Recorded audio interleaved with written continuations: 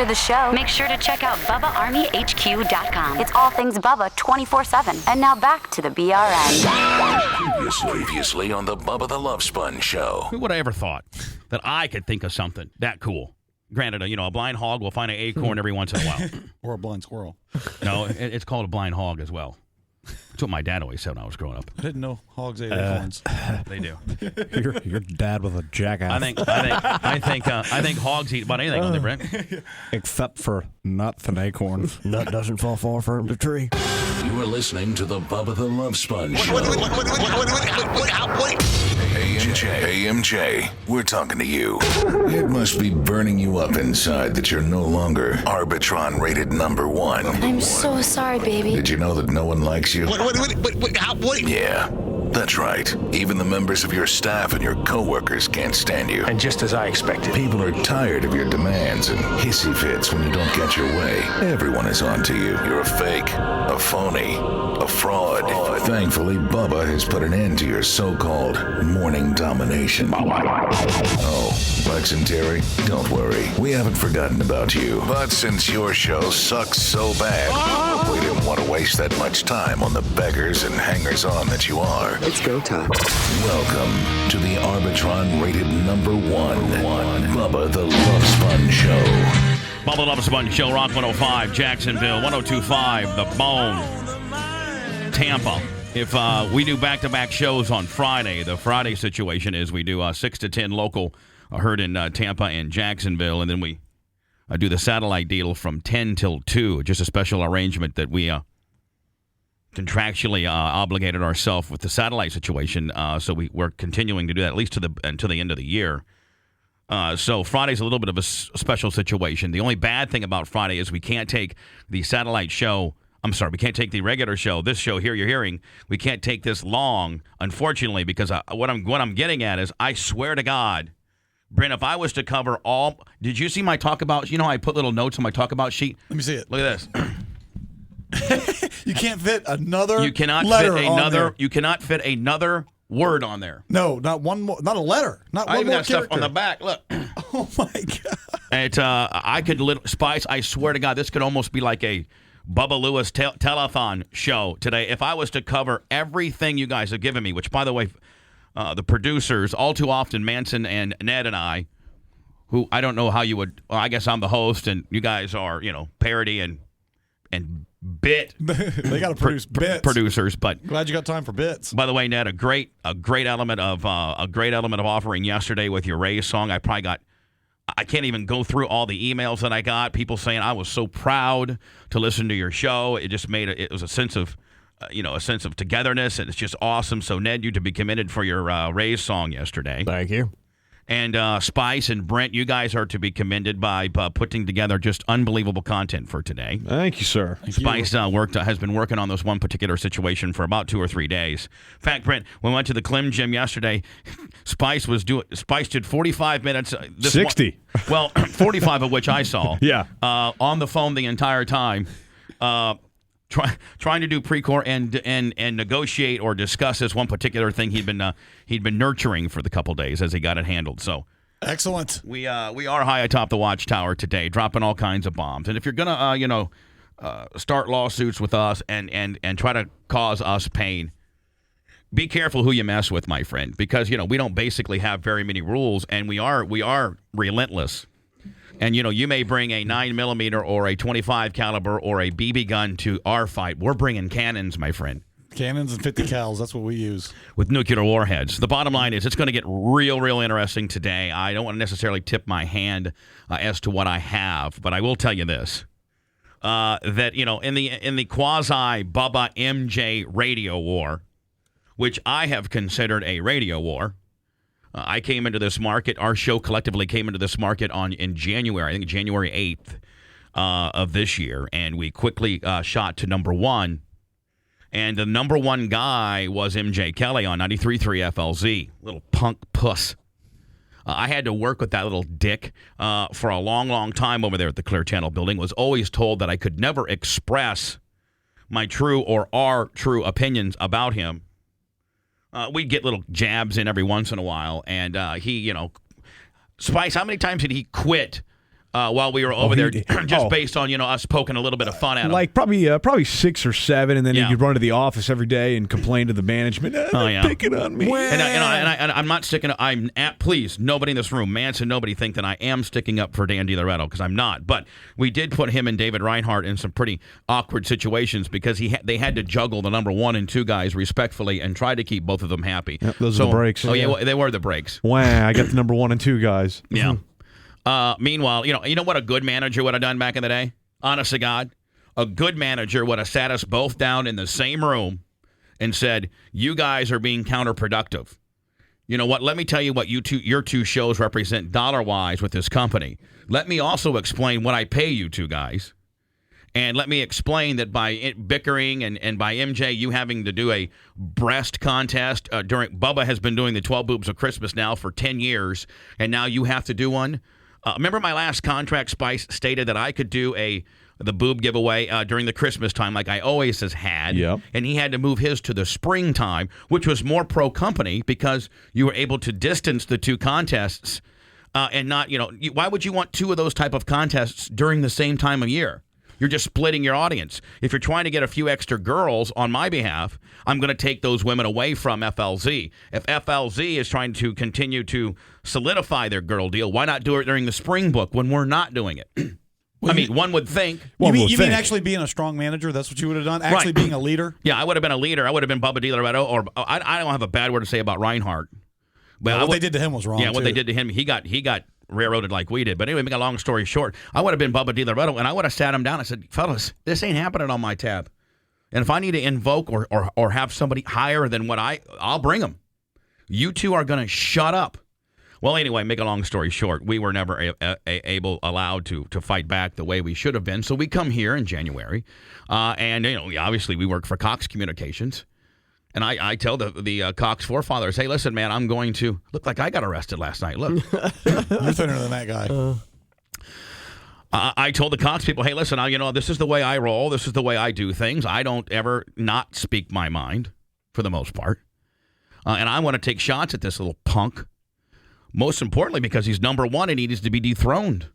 So we collectively took the number 12 show to number 1, and the rest is history. Well, subsequently, in the quasi radio wars that we've been part of, there's been all kinds of neat little games and names and parody elements and stuff like that. And he subsequently, MJ, the little sniveling bitch, which, by the way, Spice, he's absolutely riveted to the show. As well he should be. As we speak, His number 1 fan. Right. as well he should, and the fact that his text right now is completely going off and telling him what we are saying right now. So make a long story short. Thanks for listening. Yeah, thanks for listening. I just wish we could get some credit for it. You should get more credit, Spice, if a guy in radio that's doing a radio show is listening. That It should be like 2.5 times the credit at least. That should be like a 2.5 or a 3-er. Because you know what? Because at the end of the day, I am, I almost should get some of his frequencies data because the guy that's in charge of that frequency at that particular time is listening to me. So I should almost get a times 2.5, Manson, don't you think? I agree. Yeah. Arbitron needs to come up with a new deal that, when a radio guy that's on his show is listening to you, monitoring you, then you should get a times 2.5.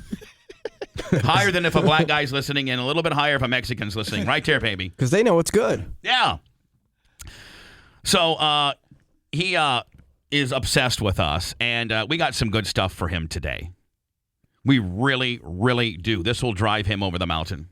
Anyway, then all the lawsuits have filed, and we now get about 20, anywhere between 15 and 20 interrogatories a day, all of which have been orchestrated by his lovely wife, Michelle. And Phil Campbell. Keep it up, Phil. Keep it up. I got to give some love to Bay Area Fence Spice. They're actually in the process of doing some stuff for us over at the Clem Gym, but also a sponsor and just good people over there, Bay Area Fence. My boy, I think the guy's name's Scott, or Steve. Steve, actually. They're the ones that built this prison yard we have out front, right? They built the prison yard. They're the ones that have did the Bubba before we got to Cox. They're great people at Bay Area Fence. They're off of 301. They do whether it's concrete fencing, whether it's vinyl fencing, whether it's chain link fencing, it doesn't matter. Oh, they do everything, so. Everything. They could fence my 10 acres. Yes. I don't even want to know how much that's going to be. Yeah, you probably wouldn't want to know that. You're going to need to say, hey, did anybody get a hold of my boy George over there at Bay Area Tile? Did he call back or anything like that? Did we get an information on him, Spice? Remember? No, I didn't hear from him at all. You didn't? No. Did we get a working number on him? I mean, there's the number for the place, but not for him personally. Right.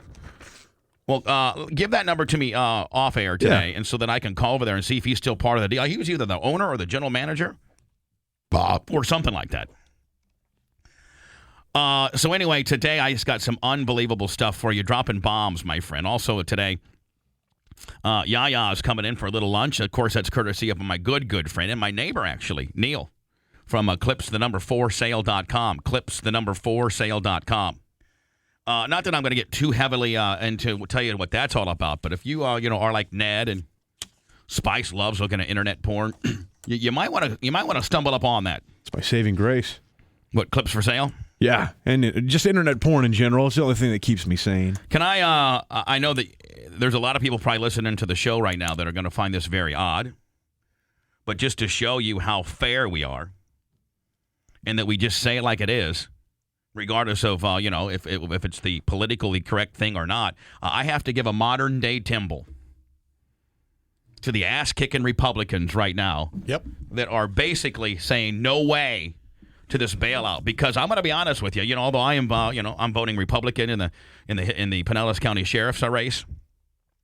I'm probably voting for more Republicans than I am Democrats. The one particular Democrat that I am voting for was Barack Obama. But it seems as though the Democrats in the Congress and the House are trying to push through this bailout deal. Also, I've seen various polls all over the place that it's like 80-20, 75-25. I've seen like 3 different ones. To me, it would be political suicide if anybody voted in favor of this bailout. Yeah, because you know what? They will.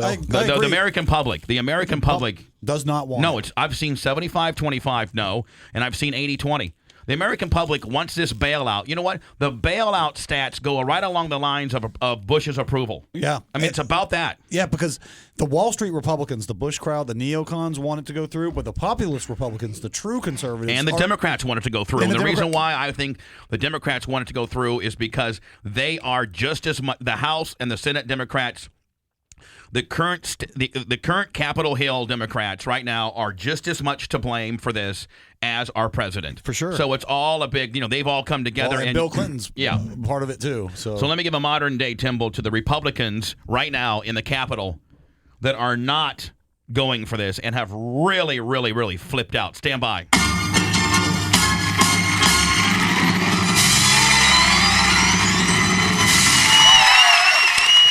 I got to give Senator Shelby from Alabama. He is, you know what he Yeah, did? he's been right on point. You know what he did? He went out and got the opinion of 200 economists. One's from the University of Chicago, one's from MIT, one's from all the big intellectual schools.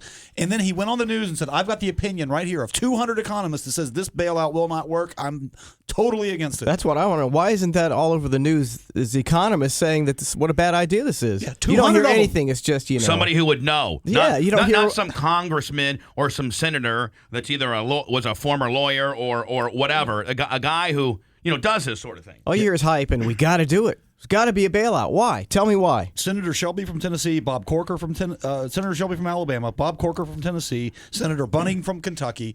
All of these guys have been vocal in pushing back on this, and this is finally what we need. Somebody to step up, tell Dick Cheney no, tell George Bush no. Dick Cheney, I'm disgusted with, I'm upset, and I'm a little bit upset at Barack Obama that went in there and green-lighted this as well. And you know why? Because he's wearing, right now, he's not thinking for the American public. Instead, he's wearing his former or current senator badge that helped push some of this through. And, I'm not very happy with that right now. No, I'm disappointed in the Democrats for even being for it at all. Off of Bloomberg.com. Here, you guys ready? Now, in addition to these, this is news as of late last night. In addition to the $700 million they're looking for Wall Street. $700 billion. I'm sorry, 700. So you're used to thinking in millions. You're right. I'm sorry.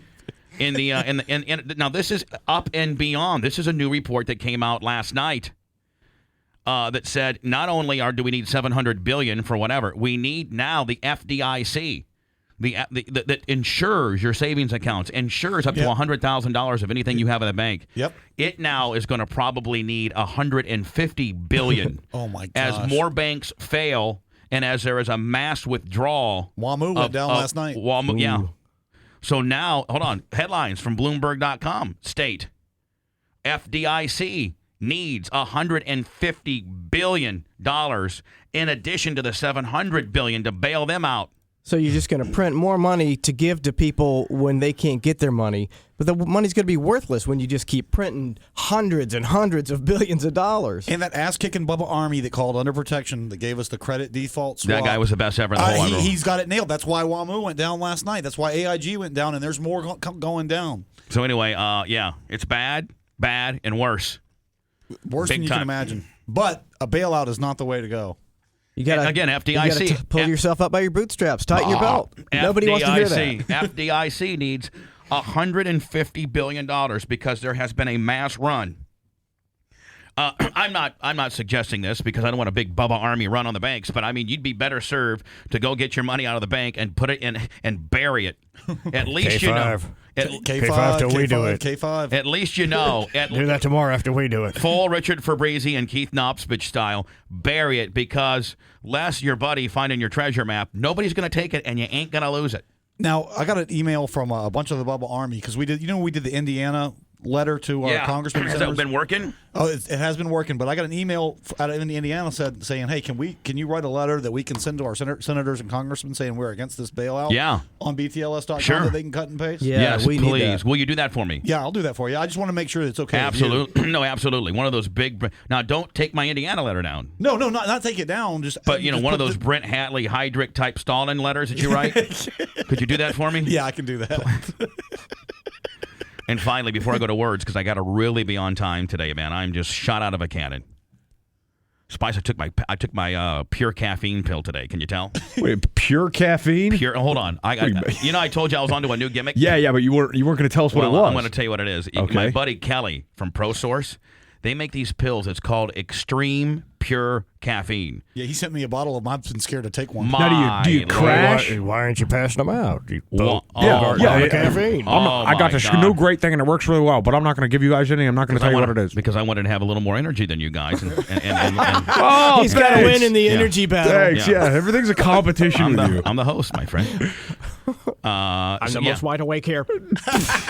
Number one most wide awake personality ever. Way more in the history of radio. Look Way at my more hands. wide I'm awake. to anybody. I'm way more wide awake than you. See my hand? It's shaking more than yours. I almost have palsy. I can tremble.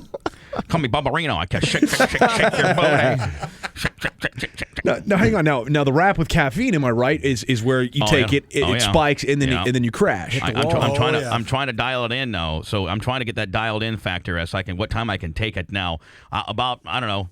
Yes, you do crash on it. Okay. Don't you know Spice More is better? It's a hell of a ride. You could. I'll tell you one thing though. You could re-up. Now I've been afraid to re-up, but you could re-up. How long does it last? Don't be scared to re-up. How long does it last? About right at 4 hours. Well, you're gonna have to re-up today. Yeah, I know. The other thing is I have to do words. Stop getting me dragged along here, fellas. But Manson, I'll tell you, put the hold on. Are you doing any hardwood floors?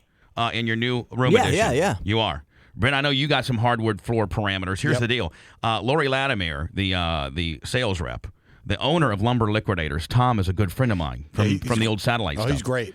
And him and I have been emailing back and forth. Well, I forwarded. He used to run on Cox every once in a while. Yep. And he's busy. He's got 800 stores nationwide. This guy started from one store out of Boston. Every time you see a Major League Baseball game, right behind the catcher, you'll see the sign for Lumber Liquid. Now he's in NFL stadiums. I saw him Sunday. He does the Craftsman trucks. He's a great businessman. It started with one little store. And the thing about Lumber Liquidators is they don't get into huge ass fancy strip malls where they pay $15,000. He gets in these little he gets like a pole barn or a warehouse, and that's where he sells his lumber hardwood floors basically, and keeps the prices down. Some dude may be paying $15,000-$16,000 a month to be in a high dollar strip mall area. He's probably paying $2,500 a month, or probably end up buying the building, and it's kind of out of the way, and it's not fancy. But my Lord, the quality of floors and the money you save is unbelievable. So anyway, make a long story short, I'm not getting anything for free here, or I'm not getting free floors. I just want to let you know something, that I think that he's getting ready to re-sign up. As a matter of fact, him and Lori have been talking about putting a schedule on. Yeah, I talked to Lori last night. She said she spoke with him yesterday. She did. Yep. Fantastic. So, Manson, what I'm saying is once he becomes a client, then maybe we can get you guys some hardwood floors. Of course, we'll pay for them. It's not a big deal, but I'd like to take care of him because he's a great sponsor. Yep. And he's got and at the end of the day, man, he's got a great business. He really does. It is a good business. You know, whether we got a schedule with him or not, I'd be buying my floors there anyway. Yeah, so would I. So there you have it. Anyway, hold off on it because I think he's getting ready to do a big schedule buy here with Cox. Excellent. Cool. And it's nice to see good people like Tom from Lumber Liquidators taking care of us and taking care of you fine people. But yeah, you're right, Manson. You can't watch a baseball game, a Major League Baseball game, without seeing him on the rotating billboards. Yeah, behind home plate. Let me get to words. I gotta be on time today. I got a hard out about 54 or 55. No stunts today. But I got to 9:15. TNA Wrestling Super Sensation Heavyweight Champion of the World Samoa Joe will be in studio for a little bit. 7:30 today. Attorney Stephen Diaco will be in the studio as well, answering your legal questions. I think he has a special little situation. Also, Yaya's provided by Clips for Sale today. Thank you so much. I think John is the Yaya's purveyor. And then finally, random callers today. Spice up. Should I do? Well, I don't know if girls would appreciate Cheech and Chong. Yeah, you got to be a really cool stoner chick to appreciate that. Donna does. Yeah, there you go. Bottom line is, man, I got 10 pairs of wrestling tickets for TNA Wrestling in the Lakeland Civic Center. That's happening on Sunday. 10 pairs of those. 5 pairs of tickets for Cheech and Chong. That's happening at Tampa Bay Performing Arts Center on Sunday as well. So I got a total of 15 pairs of tickets between wrestling and Cheech and Chong. Random callers will be given them all day long. Don't ask. Just call up. Act like you got your act together. Have your radio turned down so I don't get feedback. And I'll probably ask you if you want some tickets. So between Cheech and Chong and pro wrestling, my friends, if you want to go to one of those two, call me now. 1-888-69-BUBBA. Rays got beat yesterday, didn't they? Yeah, They could have clinched. It's elementary at this point. They're going to win the East. I hope. Roll it. I'm here on a schedule, not for pleasure. You're listening to the Bubba Radio Network. Wendy's 99-cent crispy chicken sandwich is made with all white meat. Because if it's not all white meat, it's a gray area. And I don't like gray areas in my chicken. The 99-cent crispy chicken sandwich. It's way better than fast food. It's Wendy's.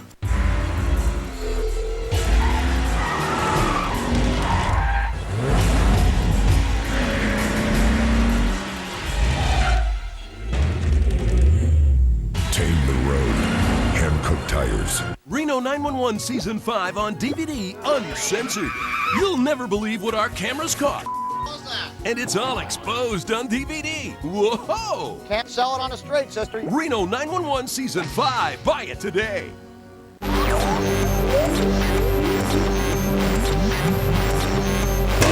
BTLS.com. BTLS.com. Now back to the Bubba the Love Sponge Show.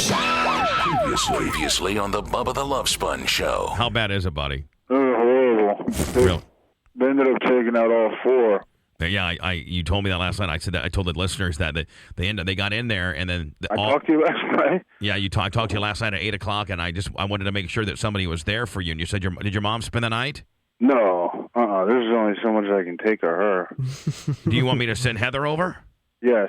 I mean, not for sexual type things, but to mother and care for you. No. No, you want the sexual deal. Yeah. So with the busted up mouth, you can still probably attempt to get it on with my wife. Sure. That's got nothing to do with nothing. You are listening to the Bubba the Love Sponge Show. Max, this sort of thing. He's a sports fanatic, loves college football. Him and Manson come in on Mondays and recant the upsets and what have not in college football, and usually on Friday mornings talk about the ESPN game on Thursday, the Thursday night ESPN game. And Brent and Manson have come to the conclusion, never, ever bet against the home team on Thursday, which goes case in point. Even Oregon State last night, home team, Oregon State, beat the number 1 ranked USC Trojans last night in a Thursday night home game. So barn burner. So the bottom line is this, man. always vote with the home team on Thursday on ESPN. Brent, give us your stats. I know that you like for the last 2 years, like 80% of the time. Yep. 4-1 this year against the spread. Home team on Thursday night. Even when it's a no-brainer, like who would have ever thought you would have bet against USC at Oregon State? What was the line? Do you know? It probably, I don't know exactly what it was. It probably would have was USC minus 19 somewhere around the minus Beavers. 20. They were 1-2, the Beavers. Yeah, so it was probably minus 20 or minus 21. Oregon State took a 21-0 first half lead, then capitalized on late turnovers. USC quarterback Mark Sanchez's pass was intercepted by a safety on the 30 with less than 3 minutes to go. What was the final? 27-21, Oregon State. You can scratch Sanchez right off the Heisman list. For that, yeah. Yep. USC got within 27-21, but Oregon State recovered a last-minute onside kick and ran out the clock. That's being a scoundrel right there. That's, you know what? That's playing to win. Now, who's this Rogers? Jaquez Rogers. Man. Ran for 186 yards and 2 touchdowns. He's unstoppable. And he's tiny. Yeah, just a speed demon. So anyway, man, never, ever bet against the home team on Thursday, especially if you're playing Vegas-type odds. Yeah, against the spread. Bet the home team on Thursday night every Thursday. You'll get a better return than the stock market. Pablo, Lakeland, hi. Hey, what's going on, guys? I just wanted to tell you that your show's great. Also, I want to say yesterday, maybe even the day before yesterday, I called the MJ show, and he's doing a bid. I guess he was looking to fire his executive producer and some other chick on the show. Hold on. MJ's firing who now? He was. I think it was a bid. He wanted to fire the executive producer, Joey B. Right. Well, that poor guy's gotten fired 40 times. MJ, he keeps coming back though. And Jabberjaw, and then she's kind of worthless on that show. How great is the show anyway? But so they're doing this bid where he's going to fire him. So I call in and I said, hey, MJ, and he kept me on he kept me live on for a while, and then as soon as he answered, he put me on delay. I said, I really think they should call the Bubba show.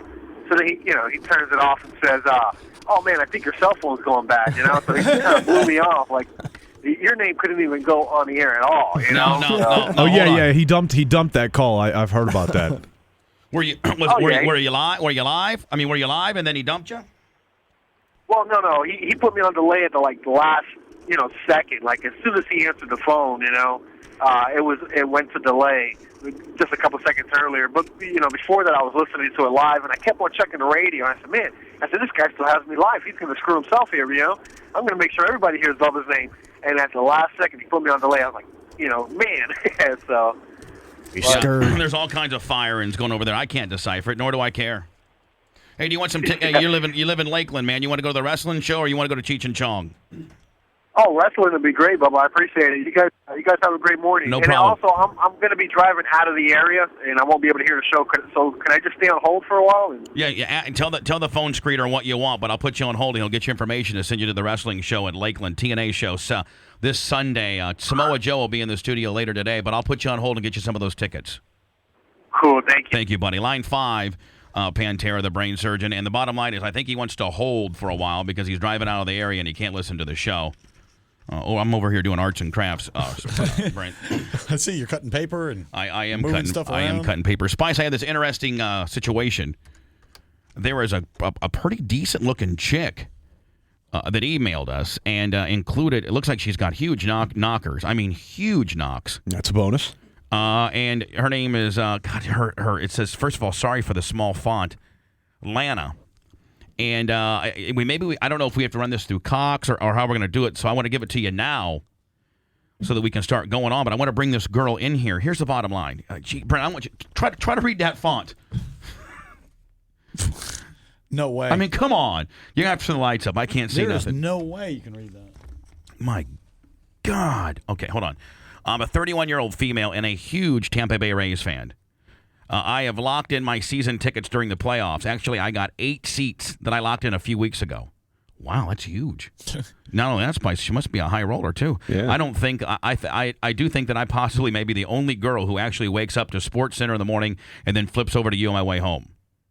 So far, she's a woman after my own heart. I was wanting to raise money for a local children's charity, and I have thoughts of auctioning my second seat as a way to do this. Okay, basically she's got 2 seats for 4 games. Kind of like win a date and go to me with the playoffs. I will offer to pick up the winner in a limo, take them to a fine dinner to the game. My personal season tickets are field side box, second row behind the Rays dugout. I don't know if that's where these seats are, but those are my regular seats. So I can actually talk to the players sometimes. That's how close I am. I wanted to see if this might be something you'd be interested in helping me. I do volunteer work for Big Brothers Big Sisters, and I want to donate 50% of my proceeds to them, and will donate 50% of your charity of choice. Well, Big Brothers Big Sisters is good enough for me. Let me know what your thoughts are. Even if you're not interested, perhaps you know somebody who is willing to think big with me. My seats, my class of my seats are going to be, my class of seats are going to be $1,000 each on eBay and StubHub. I consider myself fairly decent looking.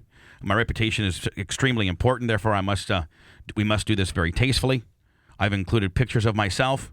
I'm a little bit top heavy and very self-conscious of this. My pant size is a 4 to 6. So remember myself, I only consider myself fairly decent. I'm not saying I'm a beauty queen, but I think I'll pass the test. I'd like to raise some big money for Big Brothers Big Sisters. Yeah, top heavy. The winners must be a Rays fan. And then Brent, look at Let me see exactly how top heavy she is. Now, that's pretty good. Now, there's another picture too. Look. She real top heavy? Mm-hmm. Look. Sweet. Now, here's the bottom line. How many times in the history of our show... Yeah. Yeah. Top heavy. Now, Brent, how much of a dream has this come true? First of all, if you're somewhat of a fluent man, you probably want to go to the Rays game. It's the first time in the history of this organization that we've been in the playoffs. That's the most sought-after ticket right now. For sure. Okay. And this chick, by all means, is hot. Definitely. So let's say, you put $1,000 up for this ticket, but she's Spice. She's going to come pick you up in a limo, take you to dinner, and take you to the Rays game. All of which now, granted you got to buy the ticket, but that money's going to the Big Brothers Big Sisters. That's true. That's a good deal. That's almost a dream. She's hot. So I'm handing it off to you for you to get a hold of Cox Corporate and see what type. You know what I'm saying? Okay. I'd like for one for you to get a hold of her because her email's there. Okay. Get a hold of her, and then 2, get a hold of Jay, Keith, whoever, and see how we can do this. We'll bring her into the studio for an on-air, right, Brent? So we can get a look-see on her. Definitely. And we got it. And we have about a week to get this thing done. Playoffs will probably start. Let me get you an exact date, but go ahead. Yeah. So Spice, in conjunction with Brent, as finding what an exact date is for and getting a hold of her as to what games she has, getting her in the studio, and getting guys to enter. We got a little bit of work to do. Not to throw you a curveball. Sorry. Now, do you see any problems with it? I don't see any problems with it at all. No, neither do I. Spice, you're hesitant. No, I just figure we bring her in and turn the lights off. And maybe put a link on our website to the ticket auction, and boom. Yeah, that's what I'm saying. Done deal. Plus, did you see the knockers on her? Yeah.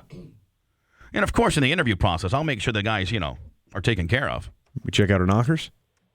Chris from Clearwater, hi. Hey, how you doing, Bubba? Yeah. Hey, I got George's number if you need it at Bay Tile. Oh, does he still? Is that still his place? Yeah, he's the owner. Man, he does. Up on Enterprise Road? Yep, he does great work. I want to give his information to Manson because Manson got an outlandish bid for his new tile deal. And I'm like, man, you got to get a hold of George. So let me he's the best. Let me put you on hold, man. Pantera, get that, line 3. Get me George's number ASAP. Yesterday, the largest bank failure in U.S. history, period. Let me just tell you what's in the newspaper today, okay? I opened the newspaper up today. Ready? Arigatos files Chapter 11. Oh, no. Arigatos? Yep. Love that place. The yummy goody sauce. The steakhouse chain is pinched by slow sales. Oh, man. God, it's been around since 1971. First opens its Florida restaurant in 1978. That's like one of my favorite places. It's been around forever. After 30 years. Whew. After 30 years in the Tampa Bay area, Arigato Japanese Steakhouse has filed for bankruptcy protection. The company blames slow sales and a fire that closed its Tampa location. We just need a little bit more time. The guy's scrambling around right now. This poor guy named Dale Del Bello. What a nice guy. I've met him before. Yeah, from what I understand, they're like local guys. They started local family that started this business from the ground up. Yep. It's just, I mean, okay, that's one. That's a sad news. Oh, it's been around for 30. So, it's not the owner, and it's not the way he does business, because the guy's been around for 30 years. Yeah, it's obviously, it was a successful business. I mean, he had a good business plan. What were you going to say, Manson? No, I said that's, it's obvious. 30 years. Good business. Yeah. That's like there's this other place. It was a little deli, right, across from the street from my house. And I used to love there and go get this one sandwich. I used to go there all the time and get this sandwich. One day, all of a sudden, it's gone.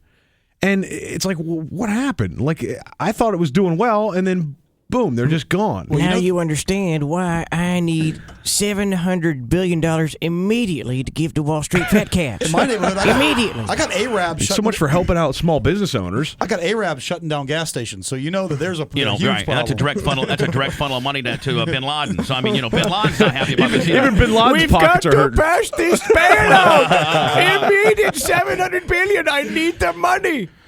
I got Quickie Marts that are funneling my that are closing. And then God, that's just horrible, man. It's just horrible. Anyway, you slice, And then again, Walmart, WAMU, was it WAMU? Washington And I thought WAMU was doing great. Yeah. On the surface, I had always thought it was doing great, like their marketing plan, and you hear about it all the time. Washington Mutual Incorporated has collapsed under the weight of its enormous bad debts and bad mortgage market as the debate over the $700 billion bank bailout rages in Washington, D.C., one of the nation's largest banks. Washington Mutual has collapsed under the weight of its enormous bad debt. Credit default swap. Oops. The Florida Deposit Insurance Corporation seized. The feds came in and seized WAMU yesterday, then sold the thrift bank's assets to J.P. Morgan for nearly $2 billion. On a positive side is that the sale of WAMU's assets to J.P. Morgan prevents the thrift's collapse from depleting the FDIC's insurance fund, which is also in problems and needs $1.5 billion. Yeah, so that's the what insures your money. If your bank goes out of business. But good luck getting your money from the FDIC if your bank closes. Can you imagine the nightmare of trying to get your money from the United States government? How long that would take and what red tape that would be? You'd be dead first. Get my money exchanged to pesos. Matt Ruskin, hi, That's quickly. sad. Euros. Hey, Bubba. Go with pesos. What's going on? What's up, buddy? I saw this thing about the $770 billion, and Ron Paul was one of the few representatives that was asking pertinent questions. And one of the questions he asked is, how did you come up with $770 billion? And that only represents an estimate of 5% of the bad mortgage. That's right. That's exactly right. What are we going to do if it's 10 or 15%, Bubba? This guy's exactly right. We're into the trillions. What it boils down to is this, and I'm a lifelong Republican, but this neocon stuff of just screwing people and doing whatever they want to do and just treating people, just abusing people and raping them and taking advantage of them, it's got to stop. And I'm not thrilled with McCain. I'm not thrilled with Obama, but I'm going to vote for Obama, I think. Keep talking, buddy. Keep talking. I almost got it traced. It's got to stop. But you know what, sir? If you're a lifelong Republican, the Republicans in Congress, the ones that are pushing back, like the Corkers, those are the only ones. And the Bunning, they got to give you some hope. Those are real Republicans. Yeah. I would have never thought in my lifetime we'd be throwing around the T word, trillion. Like, think about how unimaginable that is. Trillion. Matt, and the other thing is they want to give him sole authority over $1 trillion. Yeah. He would be the most powerful man in the world. And he's a Bush That's what I want. That's what I want. Hey, you want to go to Cheech and Chong or wrestling? Wrestling. Stand by. Line one. Spice, I hate to do it to the fine listeners, man, but I have got to get on time. In fact, I got to get ahead and start posturing for what I got coming up in about 15 or 20 minutes. Very true. Dear MJ Kelly, hi, it's Bubba the Love Sponge. I wouldn't mind you calling me during the next segment that I'm going to do here. We'll look for your call. Let's let bygones be bygones, my friend. Let's get your side of the story. Seriously, let's get your side of the story. There's going to be there's going to be a lot of information given out here in the next, half an hour to 45 minutes, MJ. And I know that you're going to be taping and transcribing me. as your wife Michelle lays in bed listening to us. Hey guys, this is Stormy Daniels. Story time with Stormy isn't just another bedtime story. Just another bedtime story. Don't believe me? You'd better see for yourself at BubbaRaw.com. This is the Bubba Radio Network. Did you know every Sunday a football fan goes without watching their favorite player? According to a recent study by DirecTV, over 50 million fans live away from their team. It's a condition known as displaced fan syndrome, or DFS. I first contracted DFS when Peyton moved to Indianapolis, then again when Eli went to New York. Thankfully, DirecTV has a cure. Never miss a moment of your favorite team. NFL Sunday Ticket only from DirecTV. Every game, every Sunday. Help fight DFS. Make the call. Why are you guys drinking Coke Zero? We're not. We're drinking Coke, buddy. But it says Coke Zero on the bottle. Well, they must have messed up then and put Coke in the wrong bottle. I don't see what you... Okay, Eyeball. Why don't you try it for us? Oh, I forgot you can't. You don't have a mouth. No mouth. Well, while we're busy drinking Coke, why don't you go stand in front of a hairdryer or something? Yeah, hairdryer. What? Real Coke taste. 0 calories.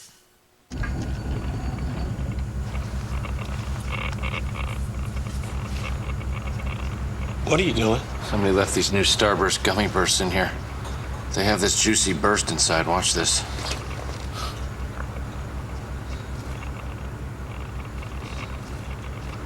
We have to get in there.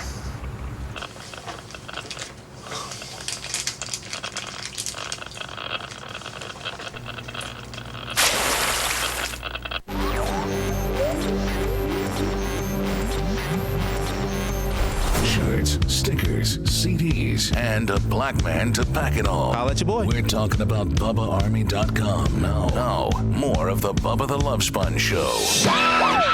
Previously on the Bubba the Love Sponge Show. Now you're analyzing the question. No, I'm not. It's a two-part. Delivery hurting somebody or hurting animals. Oh, it's or hurting animals. I want you to scratch out the animals part because I don't do animals. Okay.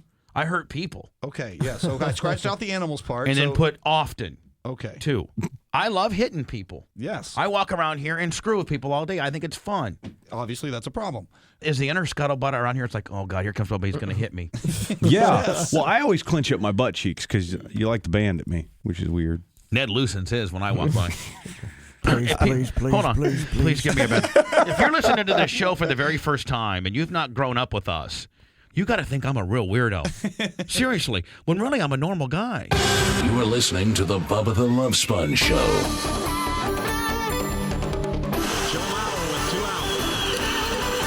Rays 1 out away from clinching a place in the postseason. 5-0 left field.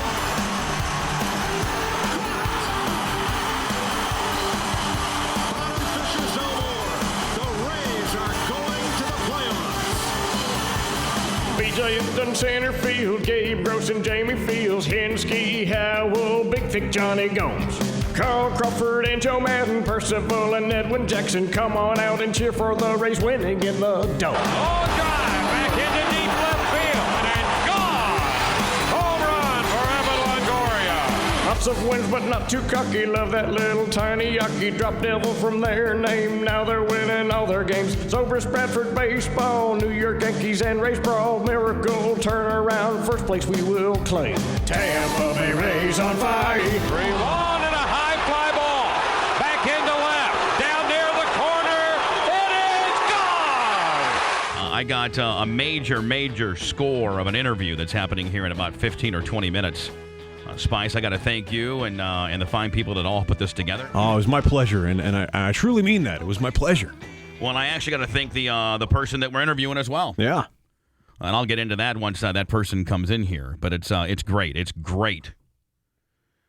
I got to. There's a story that Fox ran yesterday that I didn't get a chance to listen to, so it could be stupid, and it's 2 minutes and 1 second long, so I could abandon it immediately if I think it's stupid. But just the working title of the story has me interested, and that is the TSA new airport scanners measures bad thoughts.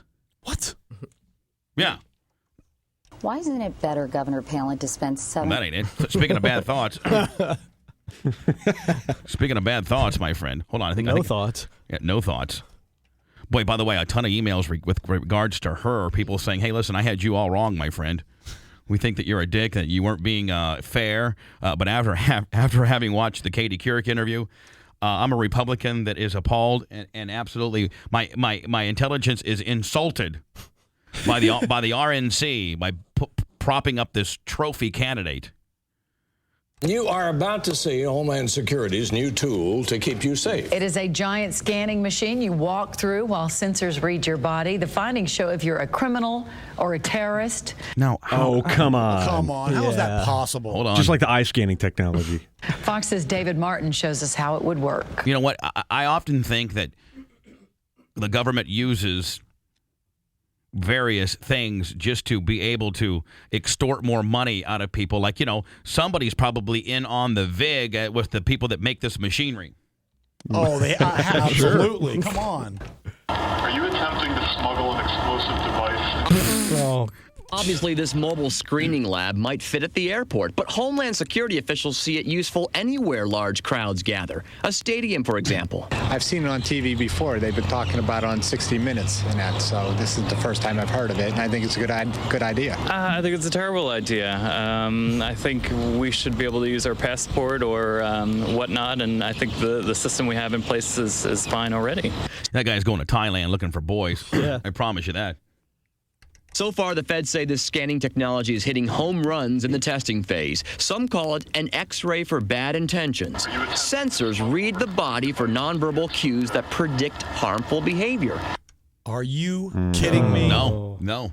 Can you believe that's what we have regulated on down to? Oh, my. If something's off with a person's temperature, heart rate, respiration, even abnormal microfacial muscle movements, that person's flagged. Might work most of the time, says Central Florida psychotherapist Richard Stout, but maybe not all the time. The only problem with the technology is that's assuming that people have autonomic responses. A sociopath doesn't have feelings. Like Ned. So the actual people who are going to do the terrorist activity don't show up. Yeah. Just us and Granny. Right. Yeah, this is going to help me get to the airport quicker. Talk about Big Brother. Yeah, the sociopath. They're They're not going to be able to pick up the sociopath. Your life has no value. You take enough Somas or Xanax, man, you have no feeling at all. You're just Well, that and obviously, I mean, like Manson said, if you're a terrorist, you have no feelings anyways because you're there to cause trouble. You're getting ready to kill a bunch obviously you of don't people. value life to begin with. So the not a worry. disturbance of taking your life is not registered in them. I don't think we have technology for that yet. The machine supposedly can detect between a bad person and one who's just in a hurry and sweating a lot. This is out of control. It is, man. I just want to get on my plane. And I just want to I'm get on my already plane. taking off my shoes. I don't want to. I don't want to blow it up. I don't want to smuggle in some shoe bombs. Just let me on the plane. I may just want to get on this plane and go from point A to point B, my friend. Like, I want to listen to my iPod and be left alone. Why do you have a problem going through my brain scanner? Absolutely, I do. You should not. If you, Go through your own brain scanner one time. See how it works out. Before you hop on Air Force One, you go through it. See what happens. Nothing registers. Every time I go through, there's zero. And you know what? Blank. No brain activity at all. Flatline, killer. Flatline. Like Bill Maher said, if you want to be the richest CEO ever, you could fly at your own risk airlines. Yeah. I mean, anything. I have no problem with the security stuff. It's unfortunate it's gotten to the point that we're doing that kind of stuff, but I have no problem with it. David Martin, Fox 13 News. Technically, the machine is recording your vital signs for non-medical reasons, and some don't like the lack of privacy. But Homeland Security says nothing is stored and data is dumped immediately if there's no issue. It'll be still several years before it's ready to go into airports. Yeah, but the first time we see that on YouTube, we're going to be really mad, you know? I can clear this bit of audio from yesterday. I'm done with this, Brent. Okay. Some emails, and then I'm going to be honest with you. Let me answer a few of these phone calls. Everybody wants tickets, so let me answer a few of these. Then emails, and then commercials, because and a tease as to what I got coming up on the backside, which you guys are going to want to definitely be a part of. I will ruin him. You know, I'm all about ruining his weekends. This, like when the Arbitron comes out in the ratings on Fridays, it usually ruins his weekend. This might ruin his weekend more than ever. Probably only second from when we had our very first book and we came out of the box #1. That probably was not a very good weekend. This one's probably going to only be second to that one. Greg, Sarasota, hi. Hello? Yes, Greg. How are you, buddy? Hey, Yeah, I just had a question for you guys. Actually, I just got the Bubba Raw DVD, and it was awesome. I really liked the midget wrestling bit. That was hilarious. Where'd you get it at? I got it at the Sarasota FYE. Oh, okay, cool. Yeah, it was definitely great. I just want to say you guys got the best show on radio. I'm an 8-hour listener every day, and I just had a question for Brent really quick. I was wondering what he thinks about McCain dropping out of the Mississippi debates. Is it going to happen? It's still up in the air. Hold on now. So they may have the debates tonight in Mississippi and he not be there. Yeah, Obama said he's showing up no matter what. That would be a political nightmare, would it not? I think he has to. I think McCain has to show up because they're expecting 100 million viewers tonight. Oh, my God. So and you got an empty podium for McCain. If you don't show up, that means you're not willing to talk about the issues in front of the American people. Whatever. But McCain can spin it any way he wants. He just doesn't want his ass kicked in a debate yet. True. But McCain, in his own like Inspector Clouseau type way, kind of helped us yesterday. They had this bailout deal done, and he came in at the 11th hour and started throwing monkey wrenches in the system, which everybody's giving him a hard time for. But actually, it helped. No, it did. It helped. We don't want this to go through. So McCain's going to show up. I think. I don't think he can miss this. Greg, you want wrestling tickets or Cheech and Chong? Oh, dude, Chong, you got to hook me up, brother. Stand by, line 3, give it to him. Bubba, you're nothing more than a glorified trailer park living redneck. Obama, Walmart, racing. What's next? Are you going to be pen pals with Jeff Foxworthy? By the way, this is from Steve Smith, Vice President of Purchasing, Columbia Jobbing Company. They might want to be interested. They might be interested to know what their Steve Smith is doing on their work. And he used a Columbia Jobbing email address. Your show is good at times, and other times I've changed it to channel because it surprises me that you're actually not a racist and that you actually share some of the same views that most terrorists have. Here we go.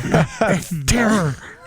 No, if you don't agree with him, you're a terrorist. Yeah. Don't bust me up with the Arabs, man. Now because I don't believe, because I don't, go along your party lines, my friend. I'm a terrorist. Oh, my God. What's up, Bubba? While my girlfriend and I were driving over the bridge last Saturday to St. Pete, I saw you on your bike. My girlfriend actually flashed her boobs, and you then caught back up with her to see another shot. Now, is this true? Yes, it is. Nice. I'll get back into this here in a second. I loved your bike. I loved your show. She does as well. Please continue to do what you do. Take it easy on all the black brothers out there because we got your back, too. You guys are doing one hell of a job here in Tampa. Well, you know what? Here I am, Spice. I go to Jim's Harley-Davidson on Saturday with you. Yeah.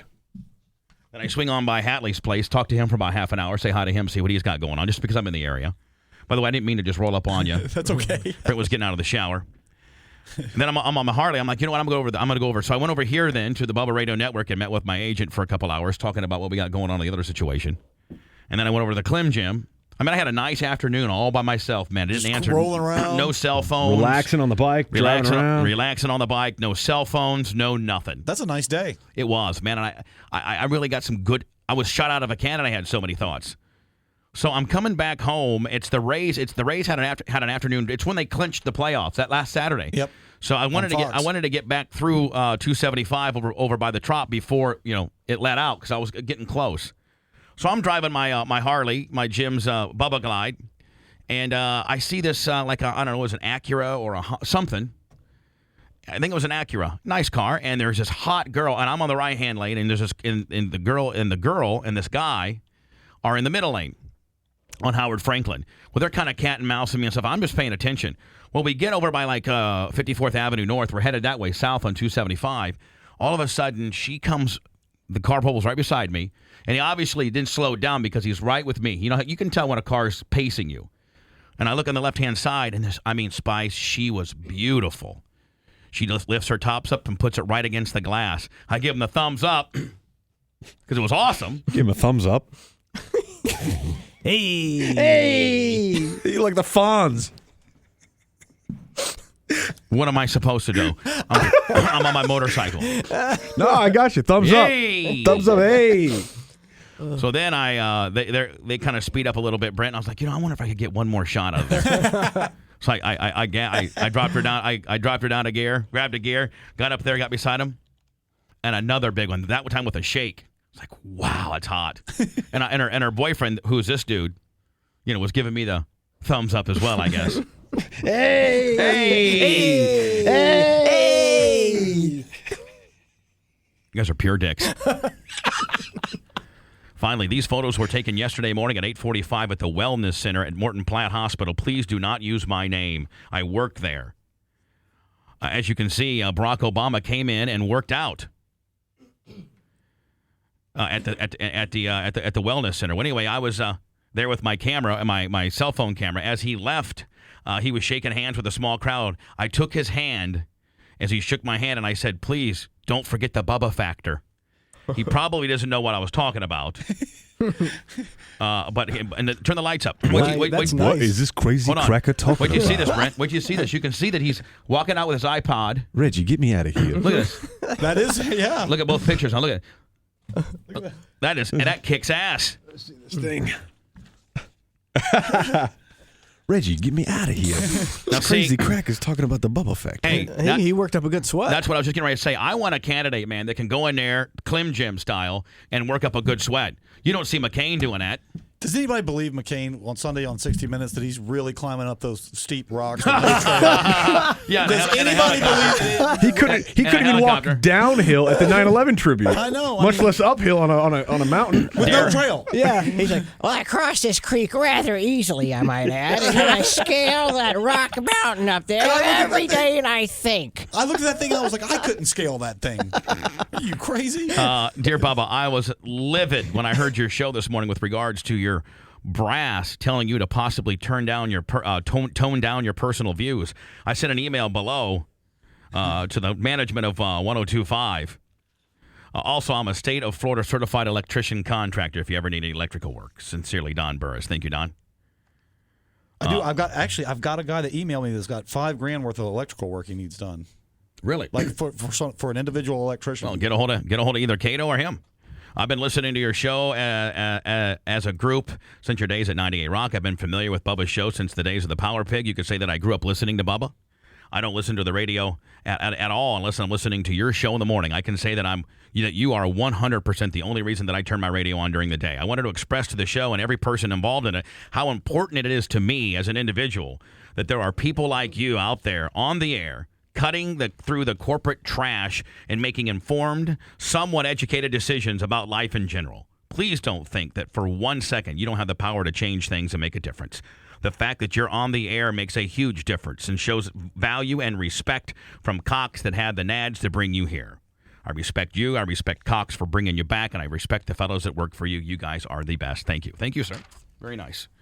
And finally, when and where can I download the new Rays song? I heard Bubba say that's available for free. It is literally right on the front page of BTLS.com. You'll see it right there. It says download Ned's new Ray song. Ned's, yeah, exactly. Right on the front page. Yep. Free. We're not even gouging you on this one. Ned's songs are the best. The Rays song was unbelievable. And guess what? I'm a Red Sox fan.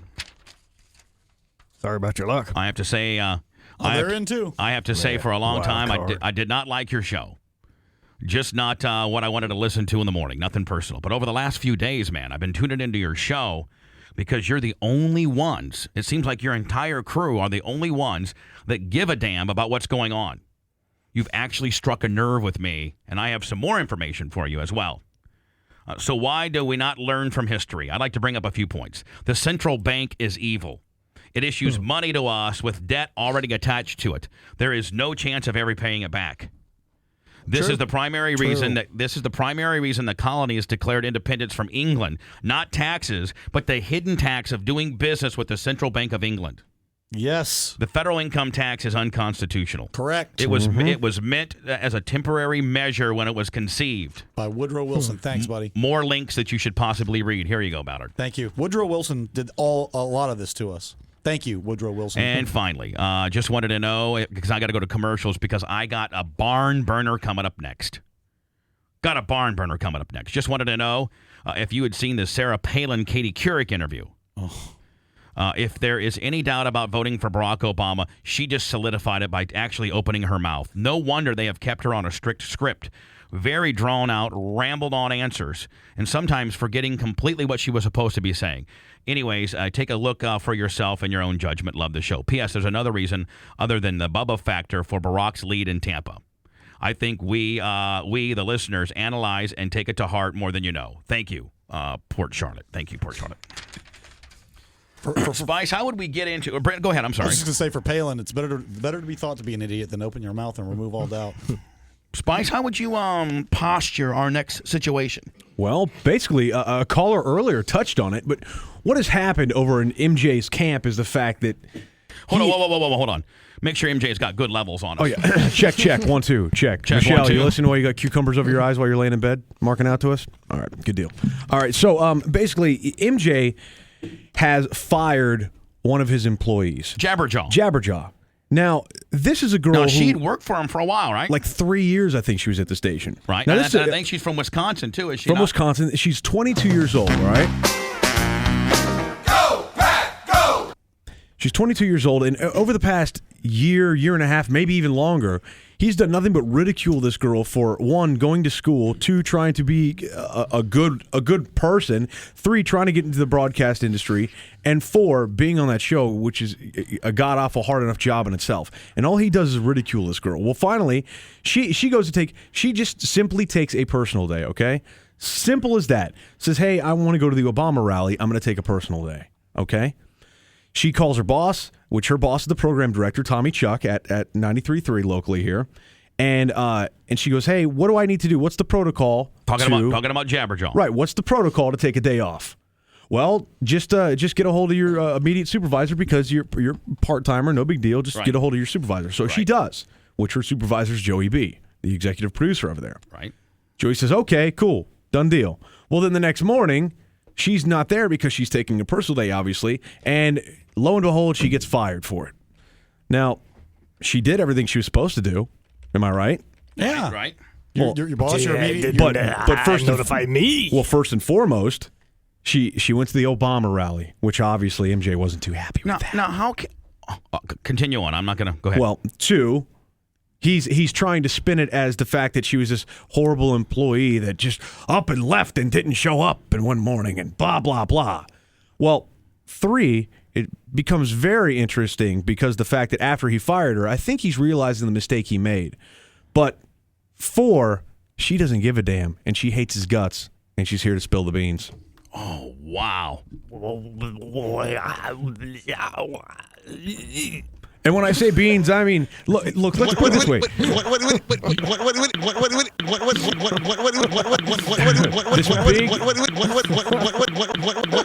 Oh, my God. What?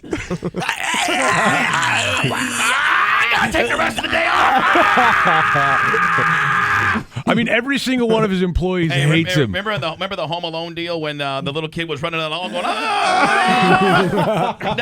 You think MJ's got both hands to his cheeks right now with his mouth open? Was it McCaughlin? Macaulay Culkin. Yeah, MJ McCaughlin is running down the... Well, we got Jabberjaw. We have her here. That's going to come in, and you know what? I want her to know. I want Jabberjaw to know she can stay as long as she wants. Well, she's got great stories and great insight. My next guest isn't until 9:15, and it's TNA wrestlers Samoa Joe, and she can sit in here and interview him with me if she'd like. Well, you know, you want to know the best part about it all is you know how he transcribes our show every day? Yeah. And, you know, obviously sends it to the attorneys. Every word of it. Every single word. Well, you know who does the transcribing? Who? Jabberjaw. Oh, she's the one that transcribed our tapes? And you know who knew that she was a transcriber? Who? Pretty much no one. Because it was all undercover, it was all under wraps. MJ doesn't talk about it to any other member of his staff, except for her. Stop! I gotta get to this interview. Let me get these words out of the words. Can we bring her in next? Oh yeah. How long can we go with her? I'm sure as long as we want. Wow. I hate to be a dick to Steven Diaco. I know he's here today. Maybe he can help us with this situation. Yeah, he can. I'd rather not get into any legal questions, so if that's okay with Steven. Well, that's probably fine. No, I mean, I'm talking about, like, you know, opening the phone lines for the call. I'd rather just get into...